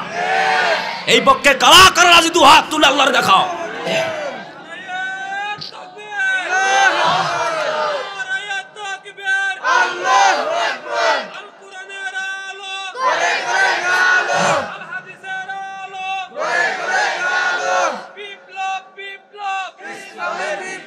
লড়াইয়ের ওই ময়দানেতে যেতে তোমাকে হবে, প্রয়োজনে সব রক্তটুকু জমিনেই ঢেলে দিবে। আওয়াজ হয় না, চিল্লায় বলো ঠিক না? লড়াইয়ের ওই ময়দানেতে যেতে তোমাকে হবে, প্রয়োজনে সব রক্তটুকু জমিনেই ঢেলে দিবে। তবুও তোমায় লড়তেই হবে, মানিবে না পরাজয়। তবুও তোমায় লড়তেই হবে, মানিবে না পরাজয়। বিপ্লব মানে, বিপ্লব মানে কোন দেখি? বিপ্লব মানে জীবন দেয়া বসে থাকা নয়, সে কোনো দিন আসবে না রে করো যদি ভয়। বিপ্লব মানে জীবন দেয়া বসে থাকা নয়, সে কোনো দিন আসবে না রে করো যদি ভয়। নারায়ে তাকবীর! ইসলামের বিরুদ্ধে, নবীর বিরুদ্ধে কথা হলে মুসলমানরা আর বসে থাকতে পারে না, ঠিক কিনা? নবীজি আমার কোরআনের দাওয়াত দেন, চতুর্দিক থেকে বাধা। শুনতেছেন তো? খুব দ্রুত। যুবকরা আসো না নাই? যুবকদের টেম্পো আর এত কমে গেল কেন? এদের তোমাদের সাথে বুড়া বাবাজিদের শক্তি বেশি। এদেরকে নিয়ে যেতে হবে কলিকাতা হারবালে। কথা কয় না? এক যুবক আমাকে আমি একবার শেষ প্রান্তে কথা দাঁড়ানো, কষ্ট হচ্ছে না তো বাবা? এক যুবক আমারে কয়েকদিন আগে ফোন করছে, কয় হুজুর আজ আমার মন ভালো নাই, মনটা খুব খারাপ। কইলাম কাহিনী কি? কয় হুজুর আমি সেকা খাইছি। কথা কয় না? যে সেকা খাইছে ও বুঝছে, ওরা ঠিক করে দিছে। এই ঠিক কিনা? তার মানে খাইছো? হ্যাঁ, কাল্লা কাল্লা বলতে এরকম করতেছে, মানে খাইছে, পেট ভরে খাইও। তো বলে আমার কি করা দরকার? কয় হুজুর আমার আত্মহত্যা করা ছাড়া উপায় নাই, আপনি আমার তাবিজ দেন, কিছু আমল দেন। বললাম দেখো তাবিজে কাজ হইবে না, মন তো দেয়া হয়ে গেছে। কথা কয় না? তাহলে হুজুর কি করা যায় তাহলে পরামর্শ দেন। কইলাম দেখো, মেয়েরা প্রেম করার সময় খোঁজে নায়ক সাকিব খান, আর বিয়ে করার সময় খোঁজে টাকাওয়ালা কালাচান। অতএব তার জন্য জীবনটা দিয়ে সব বরবাদ করে দিও না, কারণ দুনিয়াটা হচ্ছে স্বার্থের খেলা। কথা কয় না? টাকা থাকলে কয় ভালোবাসি, না থাকলে কয় ঘৃণা করি। কথা কয় না কে? স্বার্থ থাকলে বলে আই লাভ ইউ, আর স্বার্থ ফুরায় গেলে বলে আই হেট ইউ। কথা বলো ঠিক কিনা? ঠিক বলছে, জোরে ওয়াজ কমন পড়ে গেছে। সেকা টাকা খাইছে দুই একবার। যুবক তোমাদেরকে বলছি, ফিরে আসতে হবে কার দিকে? একদম ফিনিশিং এ কয়েকটি পয়েন্ট দেব, আশা করি কাজে দেবে। তাহলে বলুন তো কার দিকে ফিরে আসতে হবে? আল্লাহ পাকের দিকে। নবীজি আমার কোরআনের দাওয়াত দেন, বাধা শুরু হয়ে গেল। হযরত খাব্বাব কালেমা পড়েছেন, একটা অ্যাঙ্গেল বানানো হলো, নিজ দিক থেকে তুষার কয়লা কাঠখড়ি দিয়ে তখন আগুন জ্বালানো হচ্ছে। খাব্বাবের রক্ত আর গোশতগুলি যখন গলে গলে পড়ে যায়, খাব্বাবকে চিৎ করে পিঠ মুড়া দিয়ে বেঁধে যখন লোহার অঙ্গারের ওপরে শুইয়ে দিয়ে যখন নিচের দিক থেকে জ্বালানি কাঠ দেওয়া হচ্ছে, হযরত খাব্বাবের রক্ত আর গোশতগুলি গলে গলে পুড়ে পুড়ে আগুন পর্যন্ত নিভে যায়। একটা মুহূর্তের জন্যে হযরতে খাব্বাব ঈমান ছাড়ে নাই। এর নাম কি? ঈমান। কথা কয় না। এবারে মূল পয়েন্টে আসছি শেষ করার জন্য। এর নাম কি? সবাই কয় নাই এর নাম কি? ঈমান। নাম্বার 2 শোনো, হযরত সুমাইয়াকে ধরা হলো। আবু জেহেল বলে তোমার লজ্জা স্থানে এক্ষণে কুপিয়ে তোমারে হত্যা করব। হযরত সুমাইয়া বলে যা ইচ্ছে তাই করতে পারো। তাকে পেটনি শুরু করা হলো, তিনি থামলেন না। আমি ভারতের জমিনে কয়েকদিন আগে ছিলাম, আমার কলিজার টুকরা পঞ্জনেরা, সেখানে মুর্শিদাবাদ জেলায় হাজারদুয়ারি নামক একটা জায়গায় গিয়ে বর্ষা দেখেছি। বর্ষাটা এমন সুইচ করা, বেশ এত বড় লম্বা। আবু জেহেল বর্ষা নিয়ে এমনভাবে ফিনকি মারলেন, লজ্জায় স্থানের এক পাশ দিয়ে ঢুকে অপর পাশ দিয়ে হযরত সুমাইয়ার বের হয়ে গেল। চোখ বেয়ে বেয়ে পানি পড়ছে। আবু জেহেল বলে বুঝতে পেরেছি কালেমা সারবা। হযরতে এমন কথা শুনে, হযরত সুমাইয়া এমন কথা শুনে বললেন, দেখো আবু জেহেল, একবার নয় দুবার নয় 1000 বার জীবন দিতে পারি, একটি মুহূর্তের জন্য আল্লাহ ছাড়া কারোর কাছে মাথা নত করতে পারি না। হযরত আল্লাহর নবীর মহিলা সাহাবী হযরত সুমাইয়া রাদিয়াল্লাহু তাআলা জীবন দিয়েছেন, একটি মুহূর্তের জন্য ঈমান ছেড়ে দেয় নাই। কোরআন বলছে ওয়ামা নাকামু মিনহুম ইল্লা আইয়ুমিনু বিল্লাহিল আজিজিল হামিদ। তাদের কোনো অপরাধ নাই, শুধুমাত্র একটাই অপরাধ, আল্লাহর জমিনে আল্লাহর দ্বীনের কথা বলা। আলেমদেরও আজ কোনো অপরাধ নাই, কারো পাকা ধানে বইও দেয় নাই, টেন্ডার বাজনা, রাজাকার না, হাইজাকার না। কথা বলে না ঠিক কিনা? ছাগল মরা বাঘ দেখলেও ভয় পায়। এই স্বাধীন দেশে একজন কোরআনের পাখি পিরোজপুরের সন্তানটার জানাজা ঢাকার জমিনের মানুষেরা স্বাধীনভাবেও করতে পারে নাই। আরে জোরে কথা বলে না ঠিক কিনা? আমার ভাইয়ারা, কলিজার টুকরা আপনজনেরা, এর নাম ঈমান। জীবন দিয়েছে, ঈমান দেয় নাই। কথা কয় না ঠিক কিনা? হযরত খোবাইবকে ধরা হলো, ফাঁসির মঞ্চে নিয়ে যাওয়া হলো। খোবাইব এক্ষণে হত্যা করতে হবে, কি চাও? বলো কিচ্ছু চাই না। বলো ফাঁসির ছেলে তোমারে নিয়ে আসলাম। সংক্ষেপ বলি, সময় নাই, শেষ বিদায়ী বক্তব্য দিচ্ছি। হযরত খোবাইব বলে শোনো, কিচ্ছু চাই না, কিচ্ছু চাই না, ইচ্ছে বলতে কোনো নাই, তোমরা কি দিতে চাও বলো। এবার কওমের লোকেরা, আবু জেহেলের গোষ্ঠী বলে, ওরে খোবাইব, তুমি যদি চাও তোমার মায়ের সঙ্গে, বাবার সঙ্গে, ভাইয়ের সঙ্গে, স্ত্রী পুত্রের সঙ্গে তুমি দেখা করতে পারো। তুমি কি চাও নাকি? As you wish. তোমার কি ইচ্ছে করছে নাকি বলো। হযরত খোবাইব বলেন না, নো নিড ফর মি, আমার জন্য কোনো প্রয়োজন নাই, প্লিজ লেট মি চান্স, আমাকে সুযোগ দাও। 2 রাকাত সালাত, আমাকে 2 রাকাত সালাত পড়ার জন্য সুযোগ করে দাও। দেওয়া হলো। আল্লাহর বান্দা কি চমৎকার করে ওযু করলেন, নামাজে দাঁড়িয়ে গেল। আল্লাহর বান্দা কোরআনে কারীম তেলাওয়াত করছে নামাজে, রুকু করে সেজদা করে কোরআনে কারীম বিড়বিড় বিড়বিড় করে তেলাওয়াত করছে। কাফের বেঈমানেরা বললেন, লুক অ্যান্ড অবজার্ভ, আমরা তাকাতে তাকাতে থাকলাম, কেমনে আবার আল্লাহর সঙ্গে কথা বলে। লা তুদরিকুহুল আবসার, এই চক্ষু তো আল্লাহকে দেখে না, কথা বলবে কেমনে, কিভাবে সম্ভব? হাউ ইজ ইট পসিবল, এটা কি করে সম্ভব? আমরা তাকাতে লাগলাম খোবাইবের দিকে, আমরা লক্ষ্য করছি, দেখি কেমনে খোবাইব আল্লাহর সঙ্গে কথা বলে। আমরা তাকাতে থাকলাম কেমনে কথা বলে। আমরা দেখতে পাচ্ছি হযরত খোবাইব বিড়বিড় বিড়বিড় করে কোরআনে কারীম থেকে কি যেন বিড়বিড় করে তেলাওয়াত করছে, আর আসমানের মালিক আল্লাহ যেন তার কথাগুলির জবাব দিতেছে।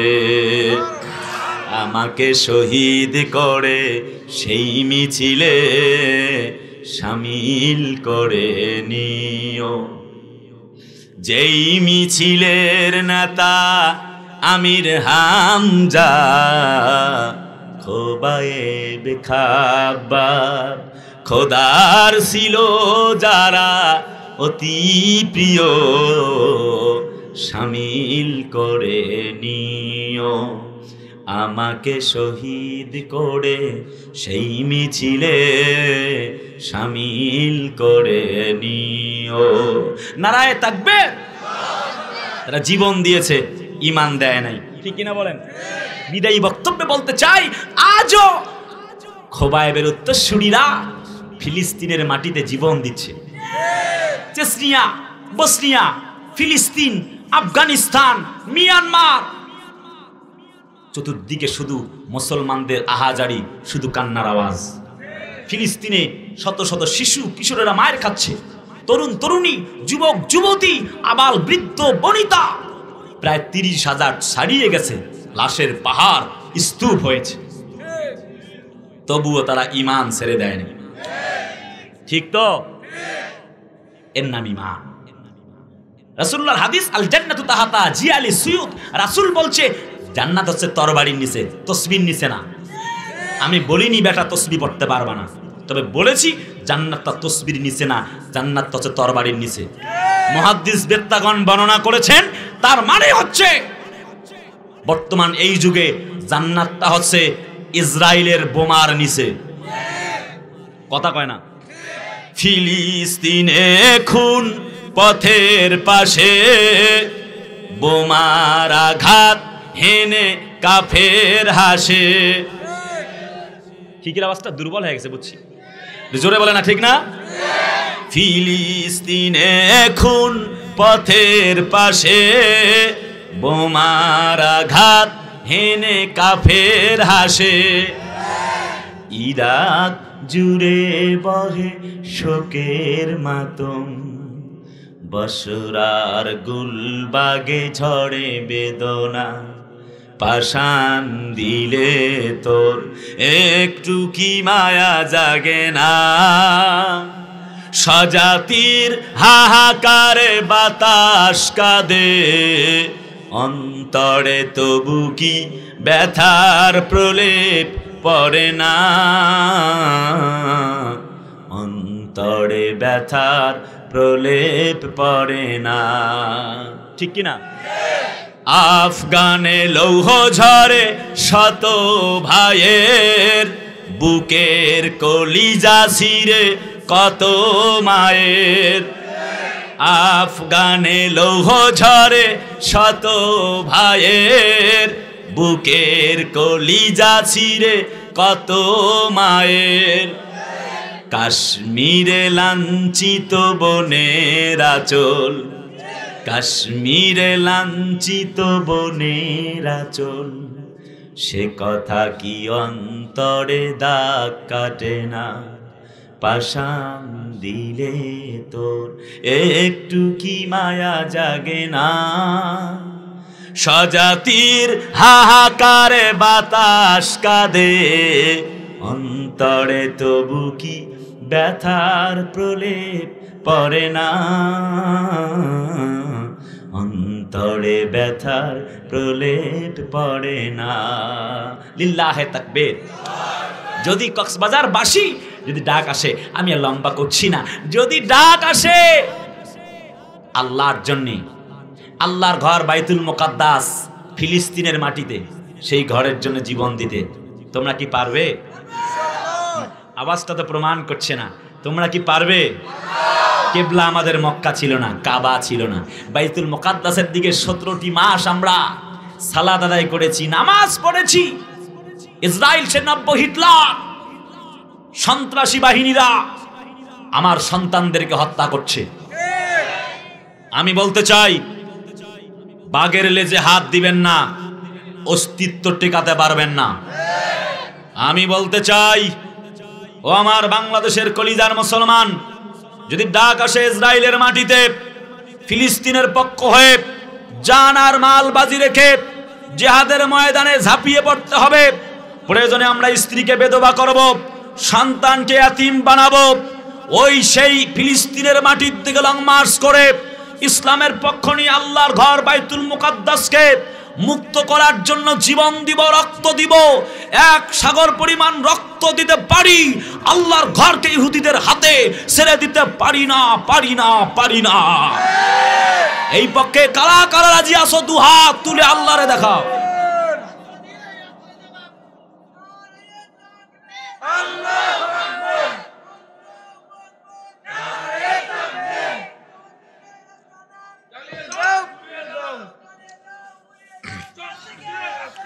কলিজার ভাইয়ারা আমার, আমি যেটি বলতে চাই, আমরা জীবন দিয়ে হলো আল্লাহর পক্ষে থাকতে চাই।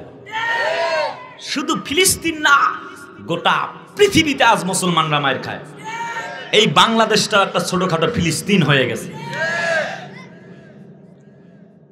তবুও মুসলমানদেরকে দমাতে পারবেন না, কারণ মুসলমানরা বিশ্বাস করে আগামীর পৃথিবী কোরআনের পৃথিবী, আগামীর পৃথিবী মুসলমানদের পৃথিবী, আগামী সূর্য ইসলামের সূর্য।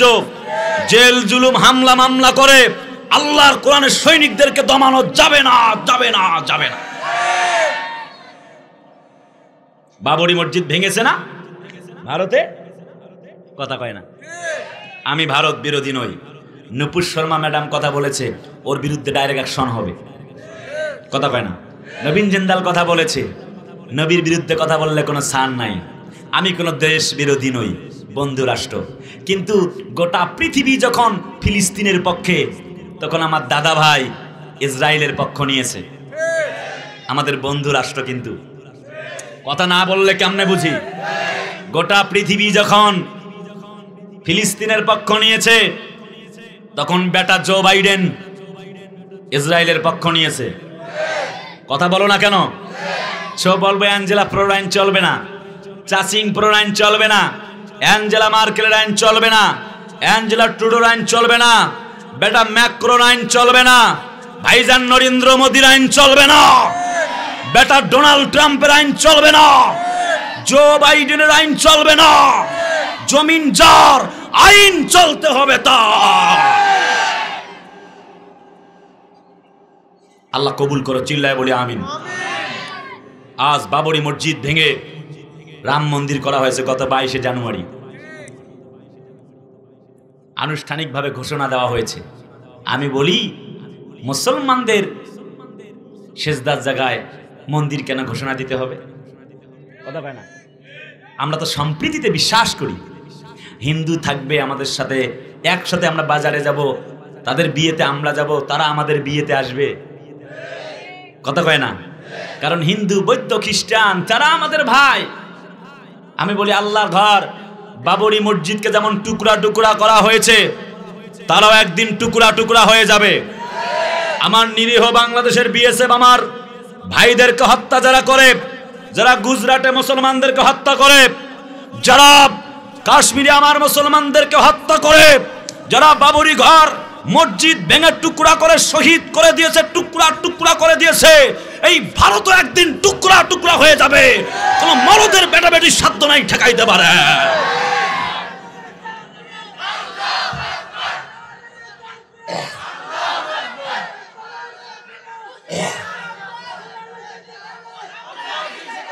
কলিজার আপনজনেরা, একদমই সময় নাই, ফিনিশিং মন্তব্য চলছে। আপনারা আছেন তো? লম্বা না, ফিনিশিং মন্তব্য, উপসংহার, খাতিমাতুল কালাম। নাম্বার 1 ইজ আল্লাহকে ভয় করে যারা মুক্তি পাবে, তারা জিতবে, তারা ইউ ক্যান উইন। আজকের আলোচনার বিষয় হচ্ছে ইউ ক্যান উইন, তুমিও জিতবে। সুবহানাল্লাহ কয় না? সূরা আনফাল আল্লাহ বলছে, আল্লাহর ভয় আছে যার, খাঁটি ঈমান আছে তার, খাঁটি ঈমান আছে যার, জান্নাত হবে তার। নাম্বার 1, আল্লাহকে ভয় করা লাগবে। পারা যাবে? কথা না বললে কেমনে বুঝি? পারা যাবে।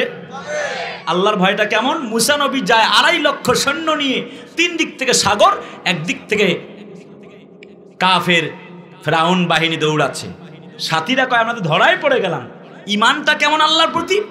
হযরত মুসা বলে, ক্বালা কাল্লা ইন্নামা ইয়া রাব্বি সায়াহদিন, কখনো নয়, আল্লাহ আমাদের সঙ্গে আছেন এবং তিনি আমাদেরকে পথ দেখায়া দিবেন। সুবহানাল্লাহ। এর নাম কি? বোঝে নাই, বোঝে নাই বাবারা, এর নাম কি? ঈমান।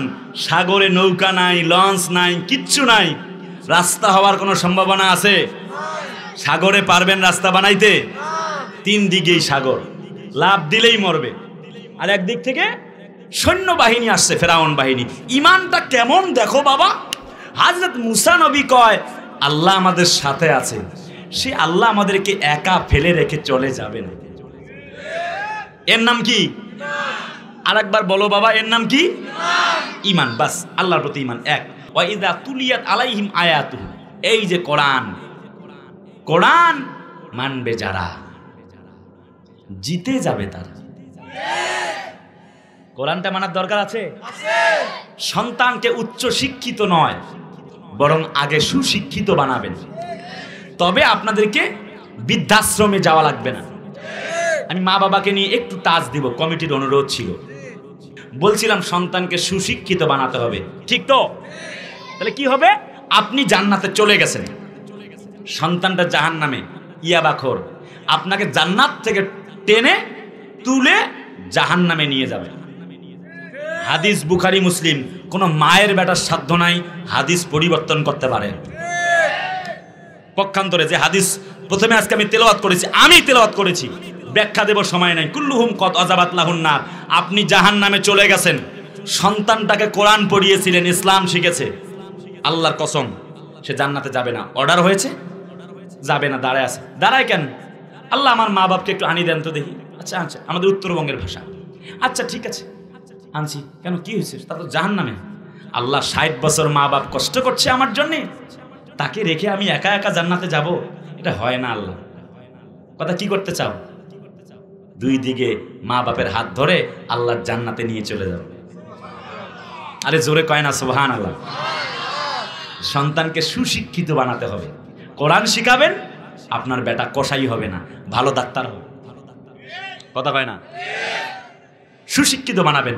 উচ্চ শিক্ষিত বানিয়েছে যারা, বানানো অসুবিধা নাই, কোরআনটা একটু শিখাই দিয়েন, বৃদ্ধাশ্রমে থাকা লাগবে না। অসংখ্য অসংখ্য doctor, engineer, professor, doctor, contractor, মাস্টারের বাপ মা পইরে আছে বৃদ্ধাশ্রমে। একটা আলেম হাফেজের মা আছে, আরে কথা বলো না কেন, আছে। বাস্তব চিরন্তন ইতিহাস। 2 নম্বর, কোরআন মানবে যারা জিতবে তারা। ক্লিয়ার? 3 নম্বর, ওয়া আলা রাব্বিহিম ইয়াতাওয়াক্কালুন, আল্লাহর প্রতি ভরসা করবে যারা জিতবে তারা। মনে হয় বুঝাতে পারিনি। আইয়ুব নবী 18 বছর রোগে শোকে ভোগে, স্ত্রী পুত্র চলে গেছে, তারপরও আল্লাহরে ভুলে নাই, ভরসা করছে রব আমাকে সুস্থ করবে। সুবহানাল্লাহ, ঠিক না? হযরত ইব্রাহিম নবী আগুনে ফেলা হচ্ছে, তবু কয় আমি আল্লাহর ইবাদত, এমন আল্লাহর ইবাদত করি না যে আল্লাহ আমারে দেখে না, চিল্লায় কয় না সুবহানাল্লাহ। এর নাম ভরসা, যে আল্লাহ আমারে আগুনে জ্বালাইতে পারে না, ঠিক না? এর নাম ভরসা। 4 নম্বর, আল্লাযীনা ইউকিমুনাস সালাহ, নামাজ পড়বে যারা, নামাজ কায়েম করবে যারা, জিতবে তারা। মনে হয় বুঝাইতে পারি নাই। বেটা 20 বছর গিয়ে বিদেশ খাটে, 50 বছর সাজাইবার লাইগা, কিন্তু কিয়ামত দিবসের যার কোনো হিসাব নাই, 20-50 বছর না, বেগাইরে হিসাব, এতদিনের জন্য 20টা মিনিট গিয়ে মসজিদে নামাজ পড়ে না। আল্লাহর কসম, আর যাই করেন একটু 5টা ওয়াক্ত নামাজটা পড়েন, পারা যাবে? পারা যাবে? 5 নম্বর পয়েন্ট, অমিম্মা রাযাকনাহুম ইউনফিকুন, আল্লাহ রাস্তায় দান করে যারা, জিতবে তারা। কথা কয় না? রাসূল বলছে as-সাদকাতু তারাদ্দুল বালা, যাবতীয় বালা মুসিবত, বড় বড় আঘাত থেকেও, বালা মুসিবত থেকে সদকা বাঁচিয়ে দেয়। 6 নম্বর পয়েন্ট, সুদ খাবে না যারা, জিতবে তারা। ওই যে মানুষটা বসে আছে, ওই যে সুদ খায় আসছে, ওর মার সাথে জেনা করে আসছে। রাসূল বলছে, হাদিস বুখারী মুসলিম, কোন মায়ের বেটার সাধ্য নাই পরিবর্তন করে। আর রিবা সাবউনা জুজআন আইসারুহা আইয়ান কিয়া রাজুলু মুহু, যে ব্যক্তি সুদ খেয়েছে সে 70টা গুনাহ করেছে, সবচেয়ে ছোট্ট গুনাহ হচ্ছে সে নিজের মায়ের সাথে জেনা করেছে।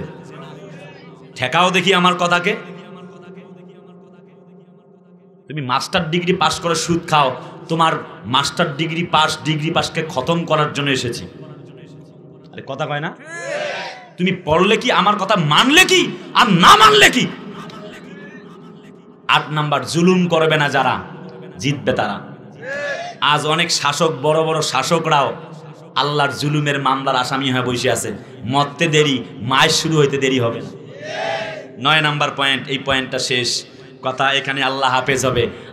কথা শেষ হবে, আল্লাহ হাফেজ। পিতা মাতার খেদমত করবে যারা, জিতবে তারা। কথা বোঝা যায়? এখানে 1টা 2টা 1.5টা মিনিট ব্যাখ্যা দিয়েই আল্লাহুম্মা আমিন বলবো। 1-1.5 মিনিট থাকা যাবে? আর সবাই থাকছে যে মাশাআল্লাহ। বাড়িতে যাওয়া লাগবে না? যাওয়া লাগবে না? ওয়াজ চালাবো? চালাবো সারা রাত, বক্তা হোক কায়েত, বাড়ি যাওয়া লাগবে না, যাবেন না? হ্যাঁ হ্যাঁ, কয় কি আপনারা থাইকেন, আমি চলে যাবো, তাও যাইতে দিবেন না? সর্বনাশ, কয়টি কইতেছেন না? হায় হায়, কয় কি বলছিলাম, সময় নাই। 9 নাম্বার পয়েন্ট, পিতা মাতার খেদমত করতে চায় না বর্তমান সমাজে। 10টা 12টা সন্তানের জায়গা একটা মায়ের পেটে হয়েছে বেটা,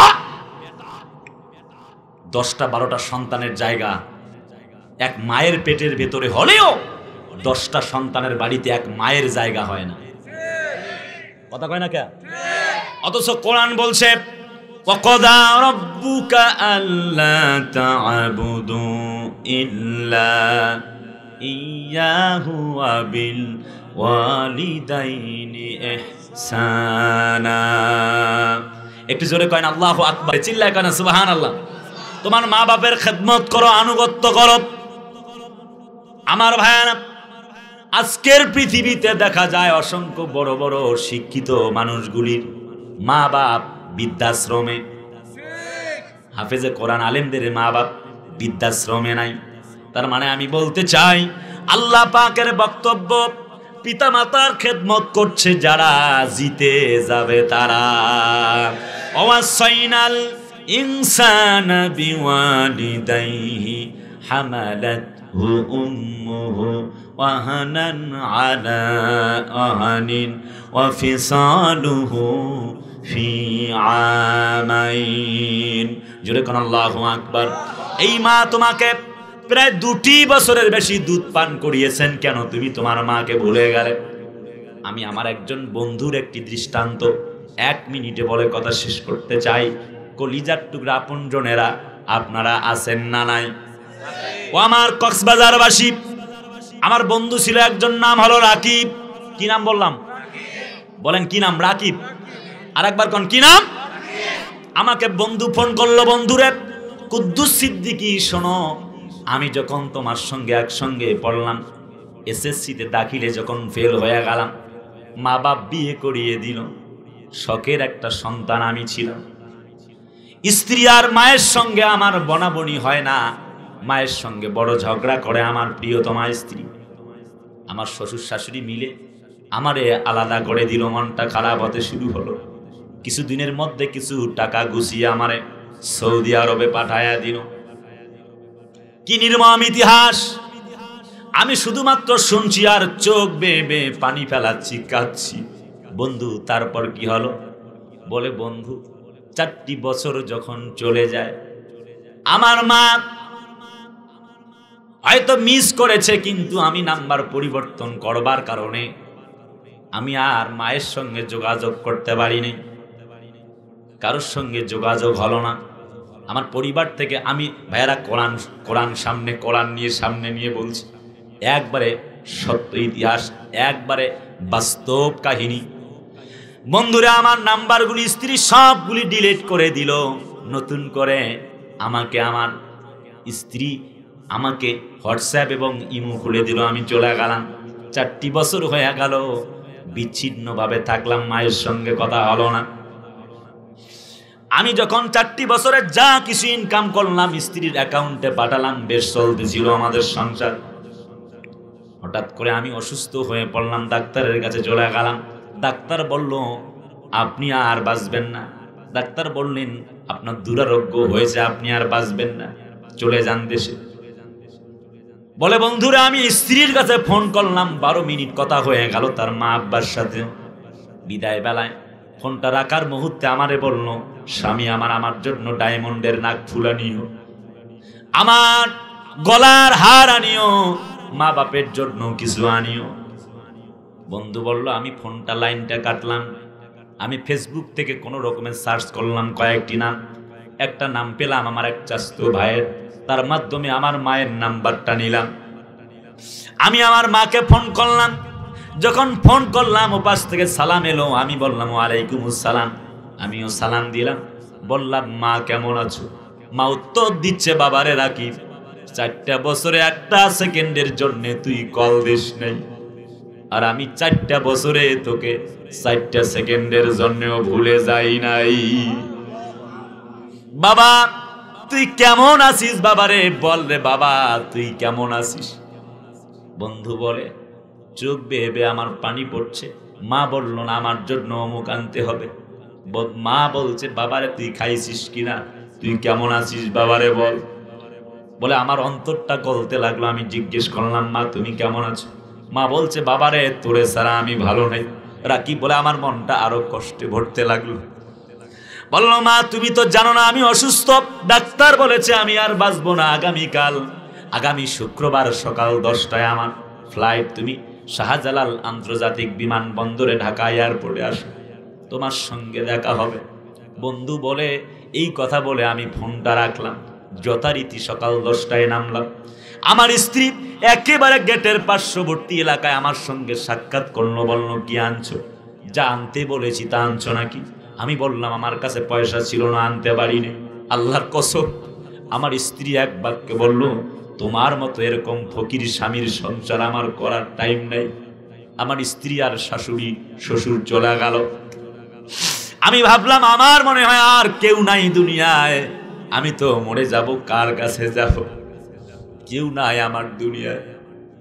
আমি আমার মাকে তালাশ করতে লাগলাম। মনে মনে ভাবলাম মা বৃদ্ধা হয়ে গেছে, বাবা বৃদ্ধ হয়ে গেছে, হয়তো আসে না।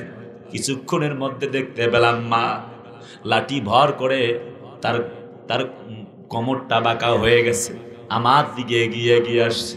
আমাকে মা জড়ায় ধরে কপালে চুমু খায়, ঠোঁটের মধ্যে চুমু খায় আর বলে বেটা তুই কেমন আছিস? বাবারে 4টা বছরে একটা মুহূর্তের জন্য তুই আমাদের ফোন করিস নাই, আর বাবারে আমি একটা সেকেন্ডের জন্য তোকে ভুলে যাই নাই।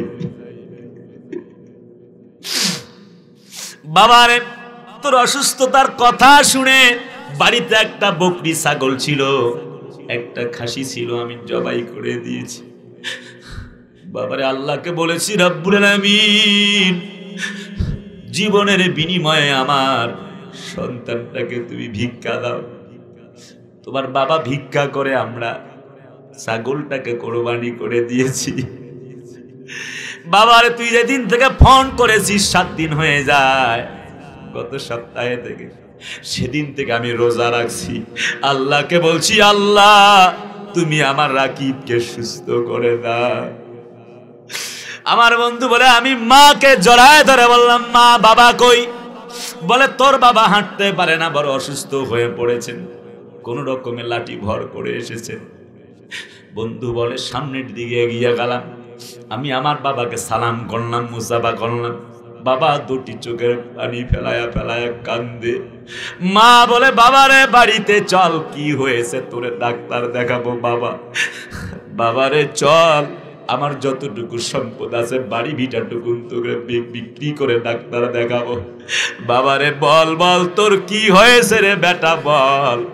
চল বাবা আমার সঙ্গে চল। আমার বন্ধু বলে আমার চোখের পানি আর যেন আটকাতে পারছি না, কাঁদতে কাঁদতে বেহুশ হয়ে যাচ্ছি। আমি বললাম মা আমি আর বাঁচবো না, আমাকে নিয়ে তুমি আশা কামনা করো না। বন্ধুরা কি কথাগুলি বলছে, আমি চোখ ভেবে পানি ফেলাচ্ছি। আমার বন্ধু বলে রাকিব বলে বন্ধুরে আমি আমার মাকে বললাম মা সৌদির ডাক্তার বলেছে মা আমি আর বাঁচবো না, তুমি আমারে ক্ষমা করে দাও। বন্ধু বলে আমার মা শাহজালাল আন্তর্জাতিক বিমানবন্দরেই আমার মা সেজদায় পড়ে গেল।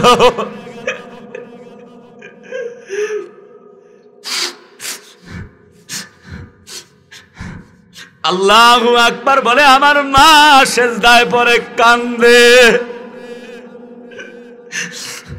আমার মা বলছে রব্বুল আলামিন আমার জীবনটা নিয়ে নাও, আমার সোনার মানিক খোকা রাকিবের জীবনটা ভিক্ষা দাও।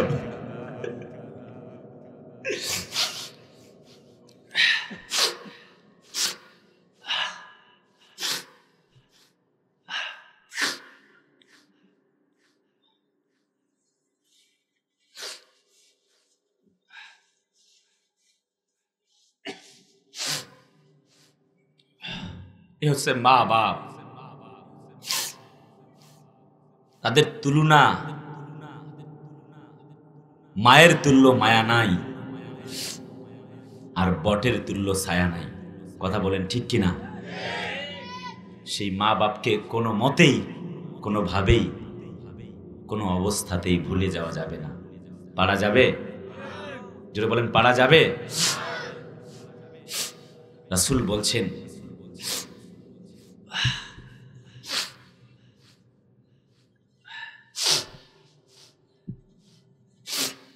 রাসূল বলছেন, হুমা জান্নাতুকা ওয়া নারুকা, তোমার মা বাপ তোমার জান্নাত, তোমার মা বাপ তোমার জাহান্নাম। So be careful, অবে your parents. মা বাপের খেদমত করা লাগবে। রাত 12টা বেজে গেছে, আজকের মতো এখানেই। সবাই ভালো থাকবেন, সুস্থ থাকবেন। আবার দেখা হবে কোরআনের কোনো এক মঞ্চে।